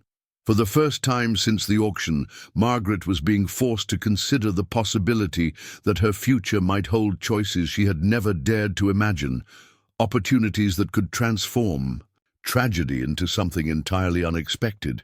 The snow continued to fall, but Margaret no longer saw it as a prison. Instead, it had become a cocoon, protecting the delicate process of transformation taking place within the walls of Jacob's house. A transformation that was changing not just her circumstances, but her understanding of what family, home, and love could mean in a world where nothing was quite what it seemed. The first crack in winter's grip came with the sound of rushing water in early March. Margaret woke to an unfamiliar noise, a constant murmur that seemed to come from everywhere. At once, when she peered out her bedroom window, she saw the creek running dark and swift, swollen with snowmelt that carved new channels through the valley floor. "Spring is coming early this year," Jacob announced at breakfast, his mood visibly lighter than it had been in weeks. "Ice is breaking up in the high country, and we'll have visitors before long." The prospect of contact with the outside world brought a confusing mixture of anticipation and anxiety to Margaret's chest. After months of intimate isolation, the idea of strangers intruding on their carefully balanced household felt almost threatening. Yet she found herself hungry for news from beyond the valley, for confirmation that the world beyond Jacob's ranch still existed. Mrs. Chen seemed to share her mixed feelings. "Company will be nice," she said, though her tone suggested reservations. "Been a peaceful winter, though. Sometimes I forget there's anything beyond these mountains." As if summoned by their conversation about the outside world, the first visitor arrived 3 days later. Margaret was hanging laundry on the line Jacob had strung between 2 porch posts when she heard the distant sound of bells and voices echoing across the valley. A supply wagon was making its way down the mountain path, the first wheeled vehicle to traverse the route since November. The driver turned out to be Pete Morrison, a weathered man in his 50s who served as the unofficial link between the isolated ranches and the towns below. His wagon was loaded with mail, supplies, and enough gossip to fuel conversations for weeks. Margaret found herself studying his face eagerly as he shared news from Millbrook and the surrounding settlements. "Town's been quiet over the winter," Pete reported, accepting a cup of coffee from Mrs. Chen with obvious gratitude. "Few births, couple deaths, the usual disputes over property lines. Oh, and that Barrett fellow who was bidding on you at the auction? He got himself arrested for cheating on cards. Judge gave him 60 days in the county jail." Margaret felt a shiver of retroactive fear, imagining what her life might have been like if Thomas Barrett had been the successful bidder.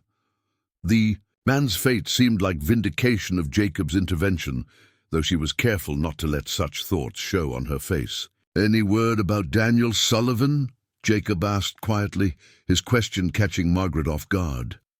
Pete's expression grew uncomfortable. "Heard he turned up in San Francisco a couple months back. Work in the docks, from what I'm told. Man who saw him said he looked rough, drinking heavy, lost a lot of weight."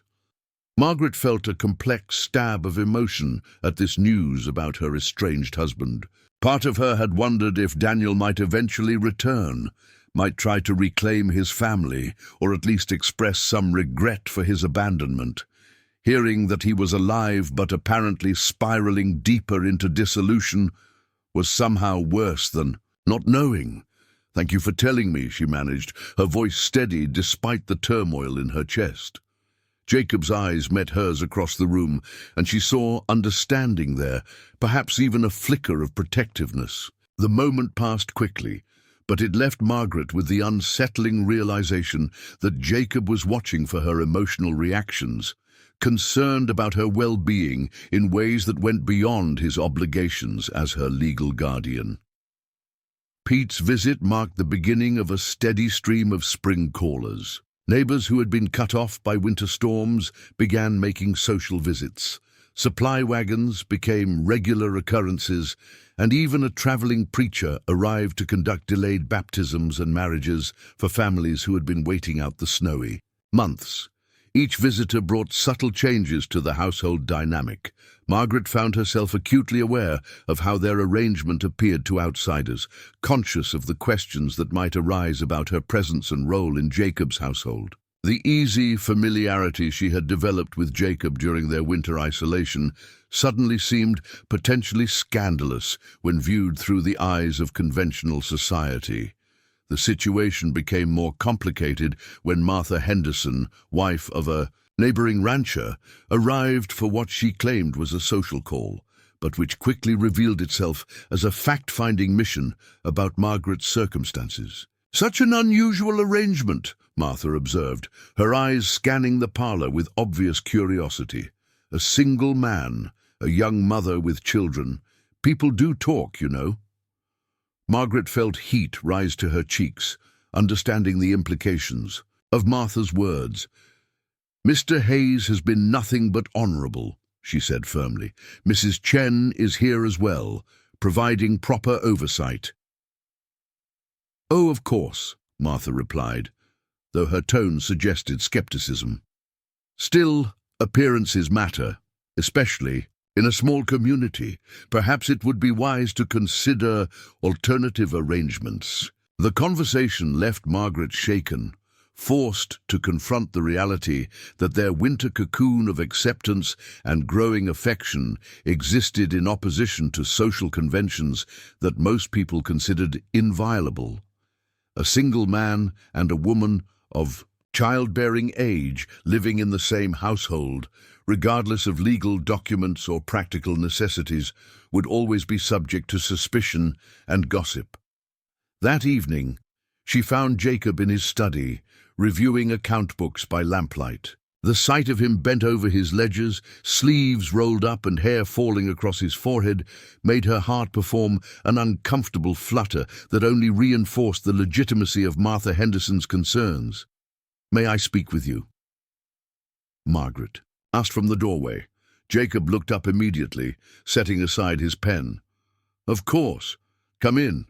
Margaret entered the study but remained standing, too nervous to sit. "Mrs. Henderson paid a visit today?" "I saw her wagon." "How did that go?" "She expressed concerns about our living arrangement," Margaret said carefully, "about what people might think, having an unmarried woman in your household." Jacob's expression darkened. "Martha Henderson has opinions about everyone's business. I wouldn't put much stock in her concerns. But she's not wrong, is she?" Margaret pressed. "People will talk. Your reputation could be damaged by having me here, especially as the twins get older and it becomes more obvious that this is a permanent arrangement." Jacob stood slowly, moving around the desk to face her more directly. "Margaret, I want you to understand something. I don't give a damn what Martha Henderson or anyone else thinks about my household arrangements. You and your children have a home here for as long as you need one, regardless of gossip or social conventions." The vehemence in his voice surprised Margaret, but it also raised new questions. "Why?" she asked. "Why risk your standing in the community for people you barely knew 6 months ago?"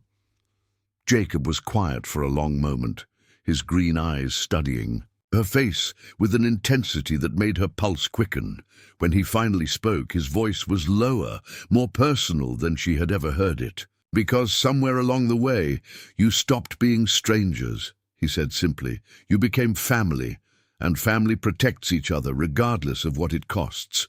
The words hung in the air between them, loaded with implications that neither seemed ready to fully acknowledge. Margaret felt her breath catch, recognizing that they were approaching territory that could change everything about their relationship, territory that was both thrilling and terrifying to contemplate.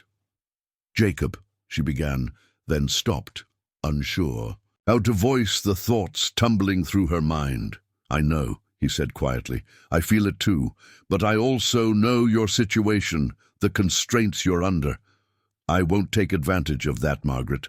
Whatever happens between us has to be your choice, made freely when you're truly free to choose." The honorable nature of his declaration only made Margaret's feelings more complicated.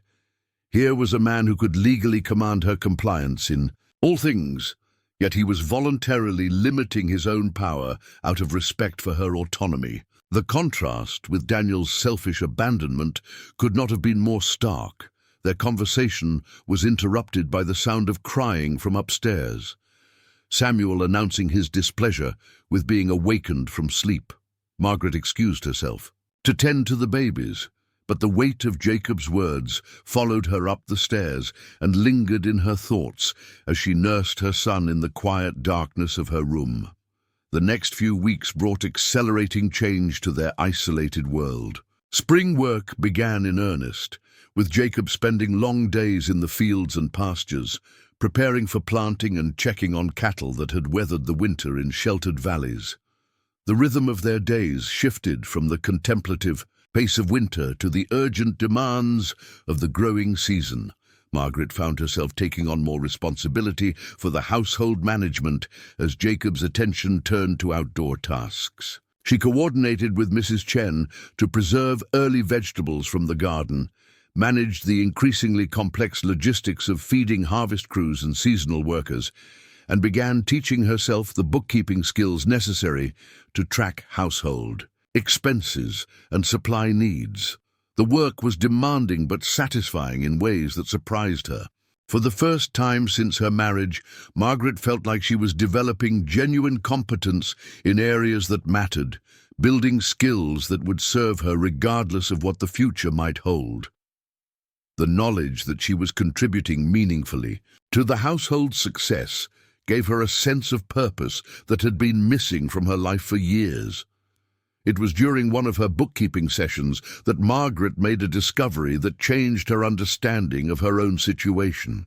While organizing receipts and invoices, she came across the original document from her auction, the legal paper that bound her to 7 years of service to Jacob Hayes. What she found there made her hands shake and her heart race. The document had been marked paid in full and dated just 3 months after her arrival at the ranch. Below that, in Jacob's careful handwriting, was a note that her term of service had been voluntarily terminated by mutual agreement. Margaret stared at the paper in disbelief, reading the words over and over again. If the document was accurate, she had been legally free for months, free to leave, free to make her own choices, free to determine her own future. Yet Jacob had never told her, had continued to honor their original arrangement as if the legal constraints still existed. The discovery raised profound questions about Jacob's motivations and her own status in the household. If she was truly free, then her presence here was entirely voluntary, based on choice rather than obligation. But it also meant that Jacob had been allowing her to believe herself bound when she was not, a deception that could be interpreted as either protective or manipulative. She was still staring at the document when Jacob returned from the fields, his clothes dusty and his face showing the fatigue of a long day's work. He stopped short when he saw her expression and the paper in her hands. "You found it," he said quietly, resignation in his voice. "When?" Margaret asked, her voice barely above a whisper. "When did you pay off my debt?" "December," Jacob admitted. "Used the money from the cattle sale to settle with the county court. The judge was happy to close the case and clear the books." "And you didn't tell me?" Margaret's voice rose, with a mixture of anger and confusion. "You let me believe I was still bound to you when I was free to leave." Jacob ran a hand through his hair, suddenly looking older than his years. "I meant to tell you, I planned to tell you, but then the winter set in, and you seemed settled, and—" He trailed off, clearly struggling to find words. "And what?" Margaret demanded. "You thought I might leave if I knew?" The silence that followed was answer enough.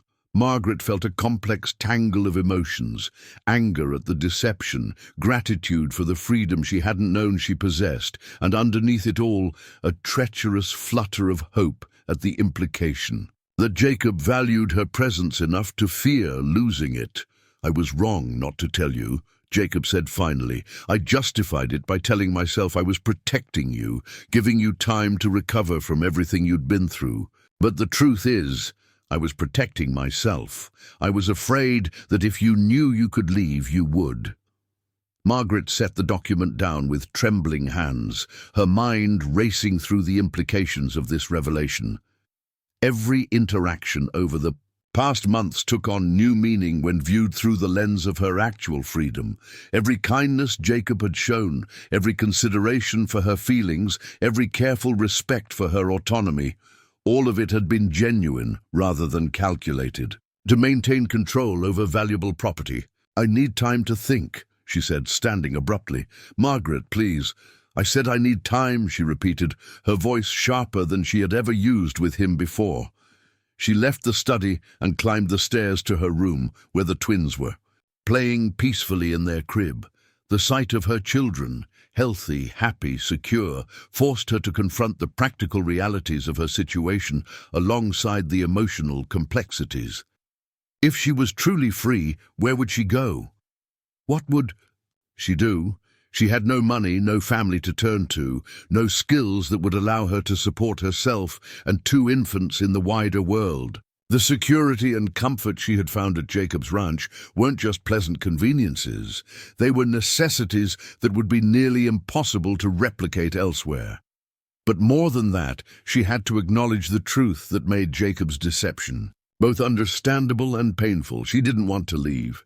Somewhere during their months together, his ranch had become home in ways that had nothing to do with legal obligations.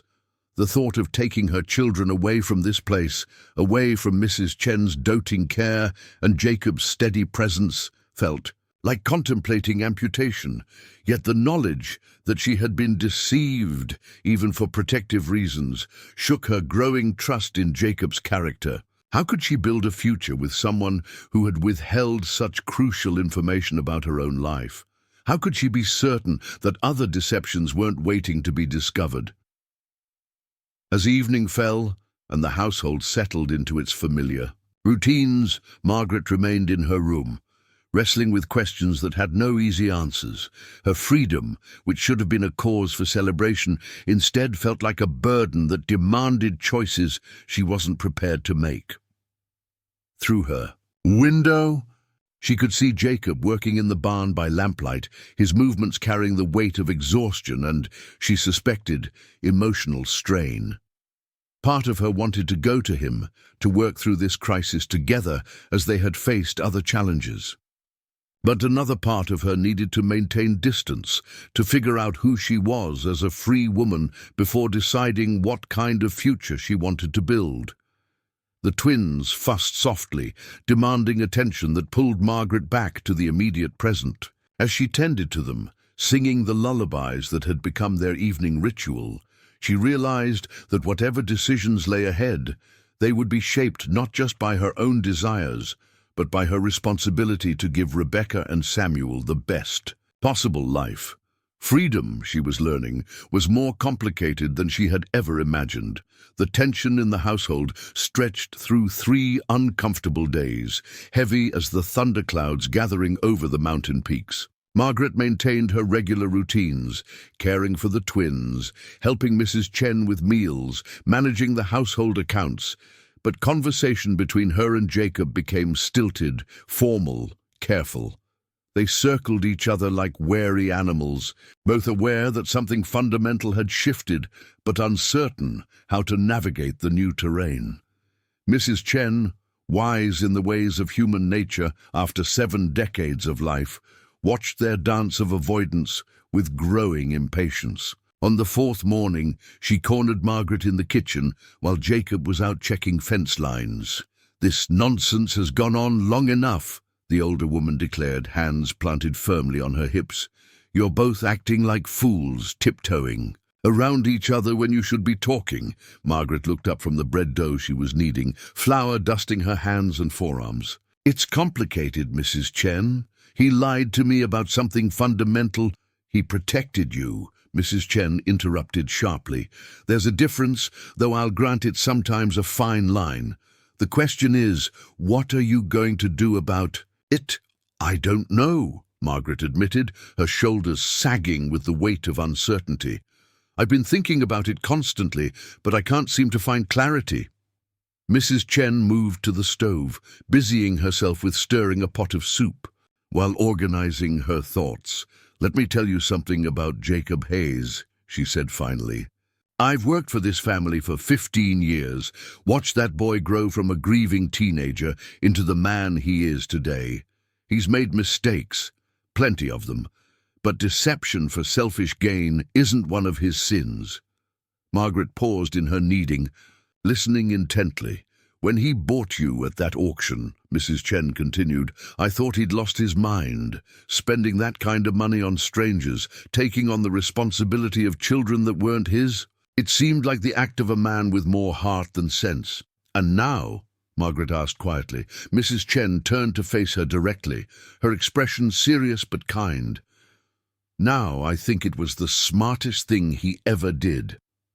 This house has been alive again since you arrived. He's been alive again. You all fit together like pieces of a puzzle that was missing half its parts." The words struck something deep in Margaret's chest, a recognition of truth she had been afraid to acknowledge. "But the deception was wrong," Mrs. Chen agreed firmly, "and he knows it. Man's been beating himself up for days. I can see it in his face. But intention matters, Margaret. He didn't deceive you to control you or take advantage. He deceived you because he was terrified of losing what you'd all built together." Margaret resumed kneading the bread, working the dough with more force than necessary as she processed Mrs. Chen's words. "What if I can't trust him? What if there are other things he's not telling me? Then you ask him," Mrs. Chen said simply. "You sit that man down, and you have the conversation you should have had 3 days ago. You tell him what you need to know, what you need from him, and you give him the chance to make things right." The conversation planted a seed of resolution. In Margaret's mind, but it was the arrival of an unexpected visitor that finally forced the issue into the open. Sheriff Coleman appeared at their door on a humid afternoon in late April, his weathered face grim as he dismounted from his horse and approached the porch where Margaret was mending clothes while the twins played in a basket of soft blankets. "Afternoon. Mrs. Sullivan," the sheriff said, touching the brim of his hat. "Jacob around?" "He's in the north pasture," Margaret replied, setting aside her sewing with a growing sense of unease. "Is something wrong?" Sheriff Coleman's expression grew more uncomfortable. "I've got some news that concerns you, ma'am. Might be best if Jacob was here for this conversation." Margaret's heart began to race as she considered the possibilities. "Is it about Daniel? Has something happened to my husband?" "In a manner of speaking," the sheriff replied cryptically. "I'll wait for Jacob if you don't mind." The next hour passed with agonizing slowness as Margaret tried to focus on her children while anxiety gnawed at her stomach. When Jacob finally appeared, dusty and tired from his work, he took one look at the sheriff's face and immediately grew alert. "What's the problem, Coleman?" Jacob asked, settling into a chair across from the lawman. Sheriff Coleman pulled a folded document from his coat pocket, his movements deliberate and careful. "Got some paperwork here that concerns Mrs. Sullivan's legal status. Seems there's been some irregularities in how her situation was handled." Margaret felt the blood drain from her face. "What kind of irregularities?" "Well, ma'am, it turns out your husband never had the legal right to indenture you or your children in the first place. Under territorial law, a man can't bind his wife to service for debts she didn't personally incur without her explicit consent, which was never obtained." The words hit Margaret like a physical blow. She stared at the sheriff in disbelief, trying to process the implications of what he was saying. "Furthermore," Sheriff Coleman continued, his voice growing more uncomfortable, "seems the debts in question weren't entirely legitimate. Daniel Sullivan owed money to some unsavory characters who weren't above creative accounting when it came to interest and penalties." Jacob leaned forward in his chair, his expression darkening. "Are you saying the auction was illegal?" "I'm saying there are serious questions about its legitimacy," the sheriff replied carefully. "Questions that have come to light because some of those unsavory characters got themselves arrested for fraud in other matters, and their records have been examined." Margaret felt the world spinning around her as the full implications became clear. "So I was never legally bound to anyone. The auction, the indenture papers, all of it was invalid." "Appears so, ma'am, which means Mr. Hayes here has no legal claim on you or your children and never did." The silence that followed was deafening. Margaret could hear her own heartbeat pounding in her ears as she tried to make sense of this new revelation. Not only had she been free for months without knowing it, but she had never been legally bound in the first place. Her entire presence at Jacob's ranch was based on a false premise. "What happens now?" Jacob asked quietly, his voice carefully controlled. Sheriff Coleman shrugged. "Nothing, legally speaking. Mrs. Sullivan is free to go wherever she chooses, do whatever she wants. As for the money you paid at the auction, Hayes, well, that's a civil matter between you and whoever ends up being held responsible for the fraud." After the sheriff left, Margaret and Jacob sat in stunned silence on the porch, while the twins dozed in their basket. The magnitude of the revelation was overwhelming, reshaping everything Margaret thought she understood about her past year. "I need to ask you something," Margaret said finally, her voice barely above a whisper. "When you paid off what you thought was my debt in December, did you know there were questions about the auction's legitimacy?" Jacob met her gaze directly, his green eyes steady and honest. "No, I had suspicions about some of the men involved. Barrett and his associates had reputations for sharp dealing, but I had no evidence of fraud. I paid the debt because I wanted you to be free, not because I thought it was illegitimate." Margaret studied his face, searching for any sign of deception. What she saw was exhaustion, worry, and something that might have been fear. Are you angry? About the money, I mean? The money doesn't matter, Jacob said firmly. What matters is that you and the children are safe and protected. Everything else is just details.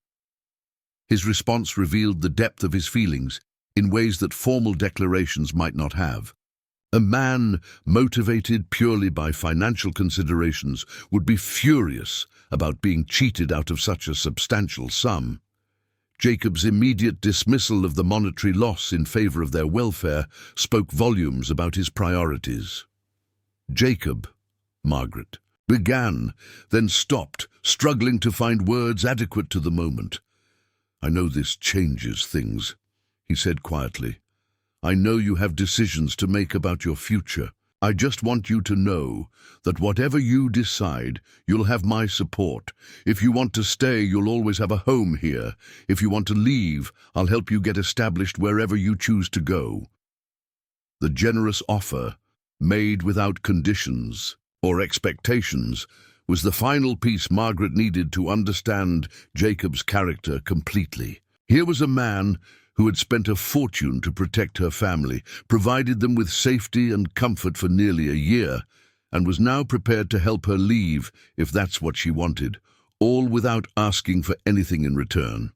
And if I stayed, Margaret asked carefully, what would that look like? What would my role be in your household? Jacob was quiet for a long moment, his gaze fixed on the distant mountains. That would depend on what you wanted it to be, he said finally. You could be a housekeeper, a partner in running the ranch. He paused, seeming to struggle with the words. A what? Margaret prompted gently. A wife, Jacob said quietly, the word barely audible. If that's something you could ever want, if you could ever see me as more than the man who bought you at an auction, Margaret's heart performed a complicated dance in her chest. The proposal, for that's what it was, despite its tentative phrasing, represented everything she had been afraid to hope for. But it also forced her to confront the reality of her feelings and make a choice that would define the rest of her life. The night you told me you felt something too, Margaret said slowly. You said whatever happened between us had to be my choice, made when I was truly free to choose. Jacob nodded, his expression guarded but hopeful. Well, Margaret continued, a small smile playing at the corners of her mouth. It seems I'm as free as a person can be. No legal obligations, no debts, no constraints except the ones I choose to accept. She stood from her chair and moved closer to him, her heart pounding with the magnitude of what she was about to say. Jacob Hayes, you paid $200 for my family at a public auction, and it turned out to be money completely wasted. You spent months deceiving me about my legal status because you were afraid I'd leave. You've supported us, protected us, and cared for us without expecting anything. In return, Jacob watched her approach with growing intensity, hope and fear warring in his expression. Given all of that, Margaret continued, now standing directly in front of him, I think the only reasonable response is to say yes. Yes to what? Jacob asked, his voice hoarse with emotion. Yes to staying. Yes to being your partner in running this ranch. Yes to being your wife, if you'll have me. Margaret reached out to cup his face in her hands. Yes to building the kind of family we've already become, but making it official and permanent. Jacob's response was immediate and overwhelming. He pulled her into his arms, holding her as if she might disappear if he loosened his grip. When he finally spoke, his voice was thick with emotion. Are you sure? Really sure? Because once I marry you, Margaret Sullivan, I'm never letting you go. Margaret laughed, the sound light and free in a way she hadn't felt in years. I'm counting on it. Their first kiss was gentle, tentative, a question asked and answered. The second was deeper, more confident, carrying all the emotion they had been carefully suppressing for months. When they finally broke apart, both were breathing hard and smiling like teenagers. We should probably talk about practical matters, Jacob said, though he made no move to release her from his embrace. Such as such as when we get married, where we'll live, how we'll explain our unconventional courtship to the neighbors. Margaret considered these questions with growing amusement.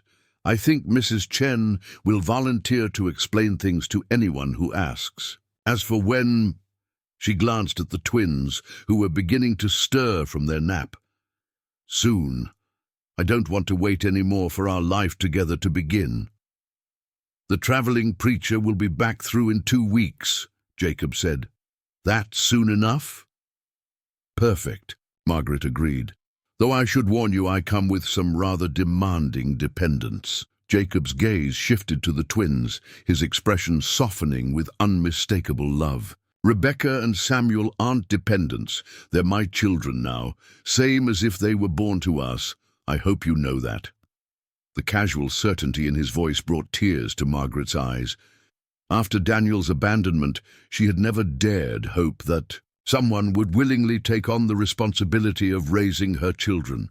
To have Jacob not only accept them, but claim them as his own, felt like a gift beyond measure. As the sun set over the valley and the twins woke, demanding attention, Margaret found herself marveling at the strange path that had brought her to this moment.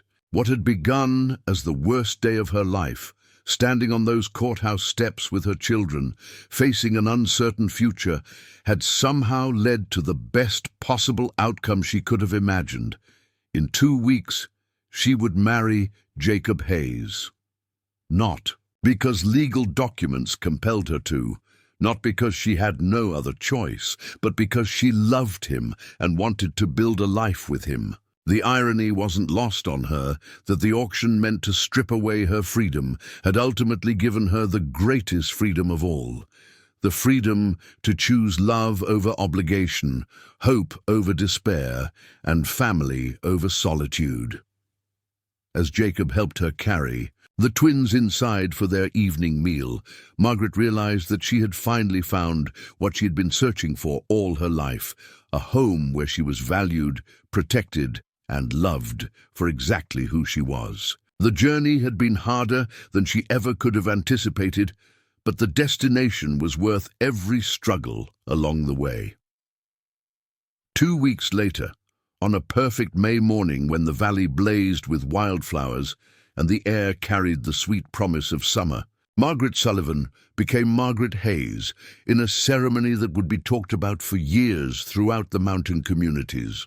The traveling preacher, Reverend William Cross, had officiated at many weddings during his circuit through the territories, but he would later confess that few had moved him as deeply as watching Jacob and Margaret exchange vows on the wide porch of the Hayes Ranch, surrounded by friends who had become family and children who represented their shared future. Margaret wore a dress that Mrs. Chen had spent countless hours altering, from one found in the depths of Jacob's mother's trunk. Ivory silk with delicate pearl buttons and lace that had somehow survived decades in storage.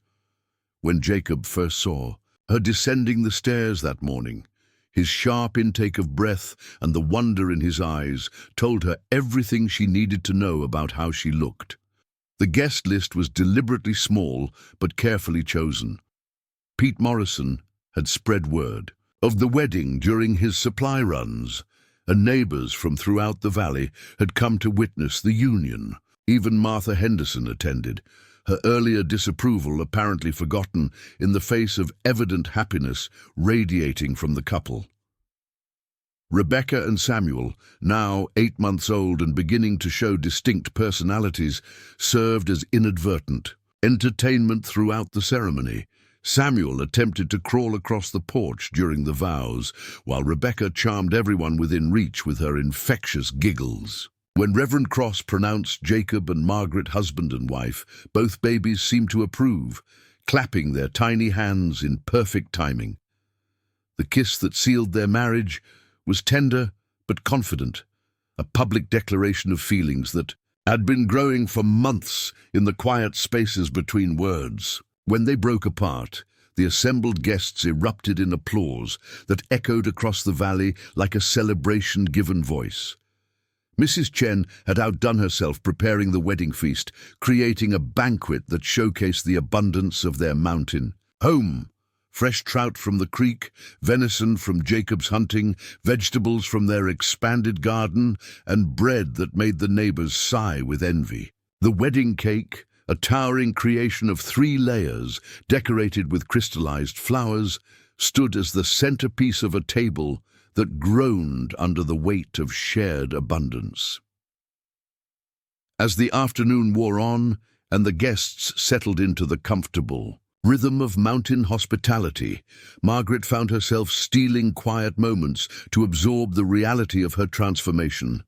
A year ago, she had stood on courthouse steps as property to be sold. Today, she was a beloved wife, a respected member of the community, and a woman whose future stretched ahead bright with possibility. "Any regrets?" Jacob murmured as they stood together watching their guests enjoy the celebration. Margaret considered the question seriously, thinking of the path that had brought her here. "Only that it took a public auction to bring us together," she replied with a smile, "though I suppose some love stories begin in stranger ways." "Not many," Jacob agreed, his arm tightening around her waist. "But I can't bring myself to regret anything that led to this moment." The party continued until well past sunset, with neighbors reluctant to end such a perfect day. When the last guest finally departed and the dishes were cleared away, the new family of 4 settled into the quiet peace of their first evening as the Hayes household officially established. Margaret tucked the twins into their crib, now permanently relocated to the room that would serve as the nursery, freeing the master bedroom for its intended occupants. As she sang their evening lullaby, she marveled at how much had changed since those first terrifying nights when she had held them close, uncertain of what the next day might bring. Jacob waited for her in their bedroom now, officially and completely. The space had been transformed during the weeks leading up to the wedding, with Mrs. Chen supervising the addition of feminine touches that made it truly theirs rather than simply his. Fresh curtains framed the windows, wildflowers filled vases on the dresser, and the large bed was covered with quilts that spoke of permanence and shared dreams. "Are you nervous?" Jacob asked as Margaret entered, closing the door softly behind her. She considered the question honestly. "A little," she admitted, "but not about us. About whether I'll be a good enough wife for a man who deserves the world." Jacob crossed the room to take her hands in his touch warm and reassuring. "Margaret Hayes," he said, the name carrying new significance. "You've already been the perfect partner in every way that matters. Tonight just makes it official." Their wedding night was tender, passionate, and filled with the joy of 2 people who had found in each other everything they had been searching for without knowing it. They talked late into the night, sharing dreams for their future, plans for the ranch, hopes for their children, and the quiet certainties that come with deep love freely given. In the months that followed, the Hayes family settled into the rhythms of a life built on mutual respect, shared purpose, and abundant affection. The twins thrived under Jacob's devoted attention, clearly considering him their father in every way that mattered. When Rebecca took her first steps, it was toward Jacob's outstretched arms. When Samuel spoke his first word, it was Papa directed at the man who had claimed him as his own. Margaret flourished in her role as ranch wife and mother, her natural intelligence and organizational skills proving invaluable as the operation expanded. She instituted new systems for tracking livestock, improved the efficiency of household management, and even began teaching neighboring children during the winter months when outdoor work slowed.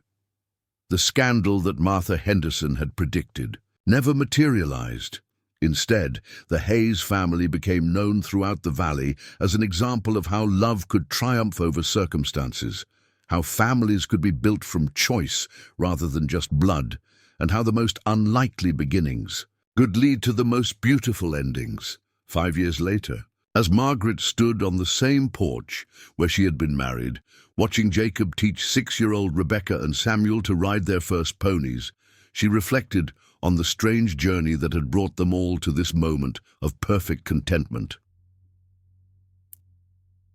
Thus, children were bright, confident, and secure in their knowledge that they were loved unconditionally. Jacob had grown into fatherhood, with the same quiet competence he brought to everything else, somehow knowing instinctively how to balance discipline with affection. Mrs. Chen, now officially retired, but still ruling the kitchen when the mood struck her, spoiled all of them equally, and declared regularly that she had never seen a happier family. As for Margaret herself, she had discovered strengths she never knew she possessed, found love deeper than she had dared imagine, and built a life that exceeded her wildest dreams. The woman who had once feared she had nothing to offer the world had become the cornerstone of a family, a valued member of her community, and a force for good in every life she touched. That evening, as they gathered around the dinner table for their customary family meal, Jacob raised his glass of cider in a toast. "To unlikely beginnings," he said, his eyes meeting Margaret's across the table. "To perfect endings," Margaret replied, raising her own glass. "To family," Rebecca and Samuel chorused, having learned the ritual of their parents' evening gratitude. "To love that finds a way," Mrs. Chen added with satisfaction. As they drank to their shared blessings, Margaret reflected on the profound truth that sometimes the worst days of our lives are actually the first days of our real lives beginning. The auction that had seemed like the end of everything had actually been the beginning of everything that truly mattered.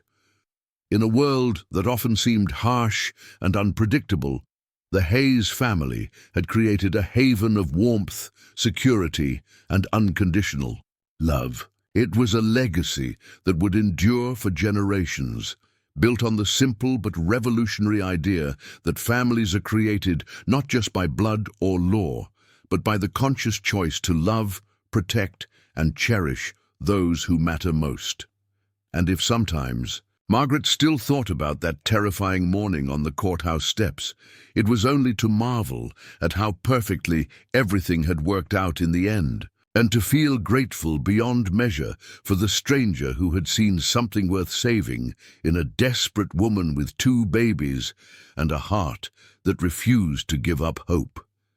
The gavel that had once sealed what seemed like a tragic fate had actually opened the door to the greatest happiness any of them could have imagined. Sometimes, Margaret thought with a smile, the best things in life come disguised as the worst, and love really can conquer all. 10 years after their wedding, the Hayes Ranch had become one of the most prosperous operations in the territory. What had started as Jacob's solitary endeavor had blossomed into a true partnership, with Margaret's keen business sense complementing his agricultural expertise. They now employed seasonal workers, supplied beef to mining camps throughout the region, and had acquired additional land that doubled their original holdings.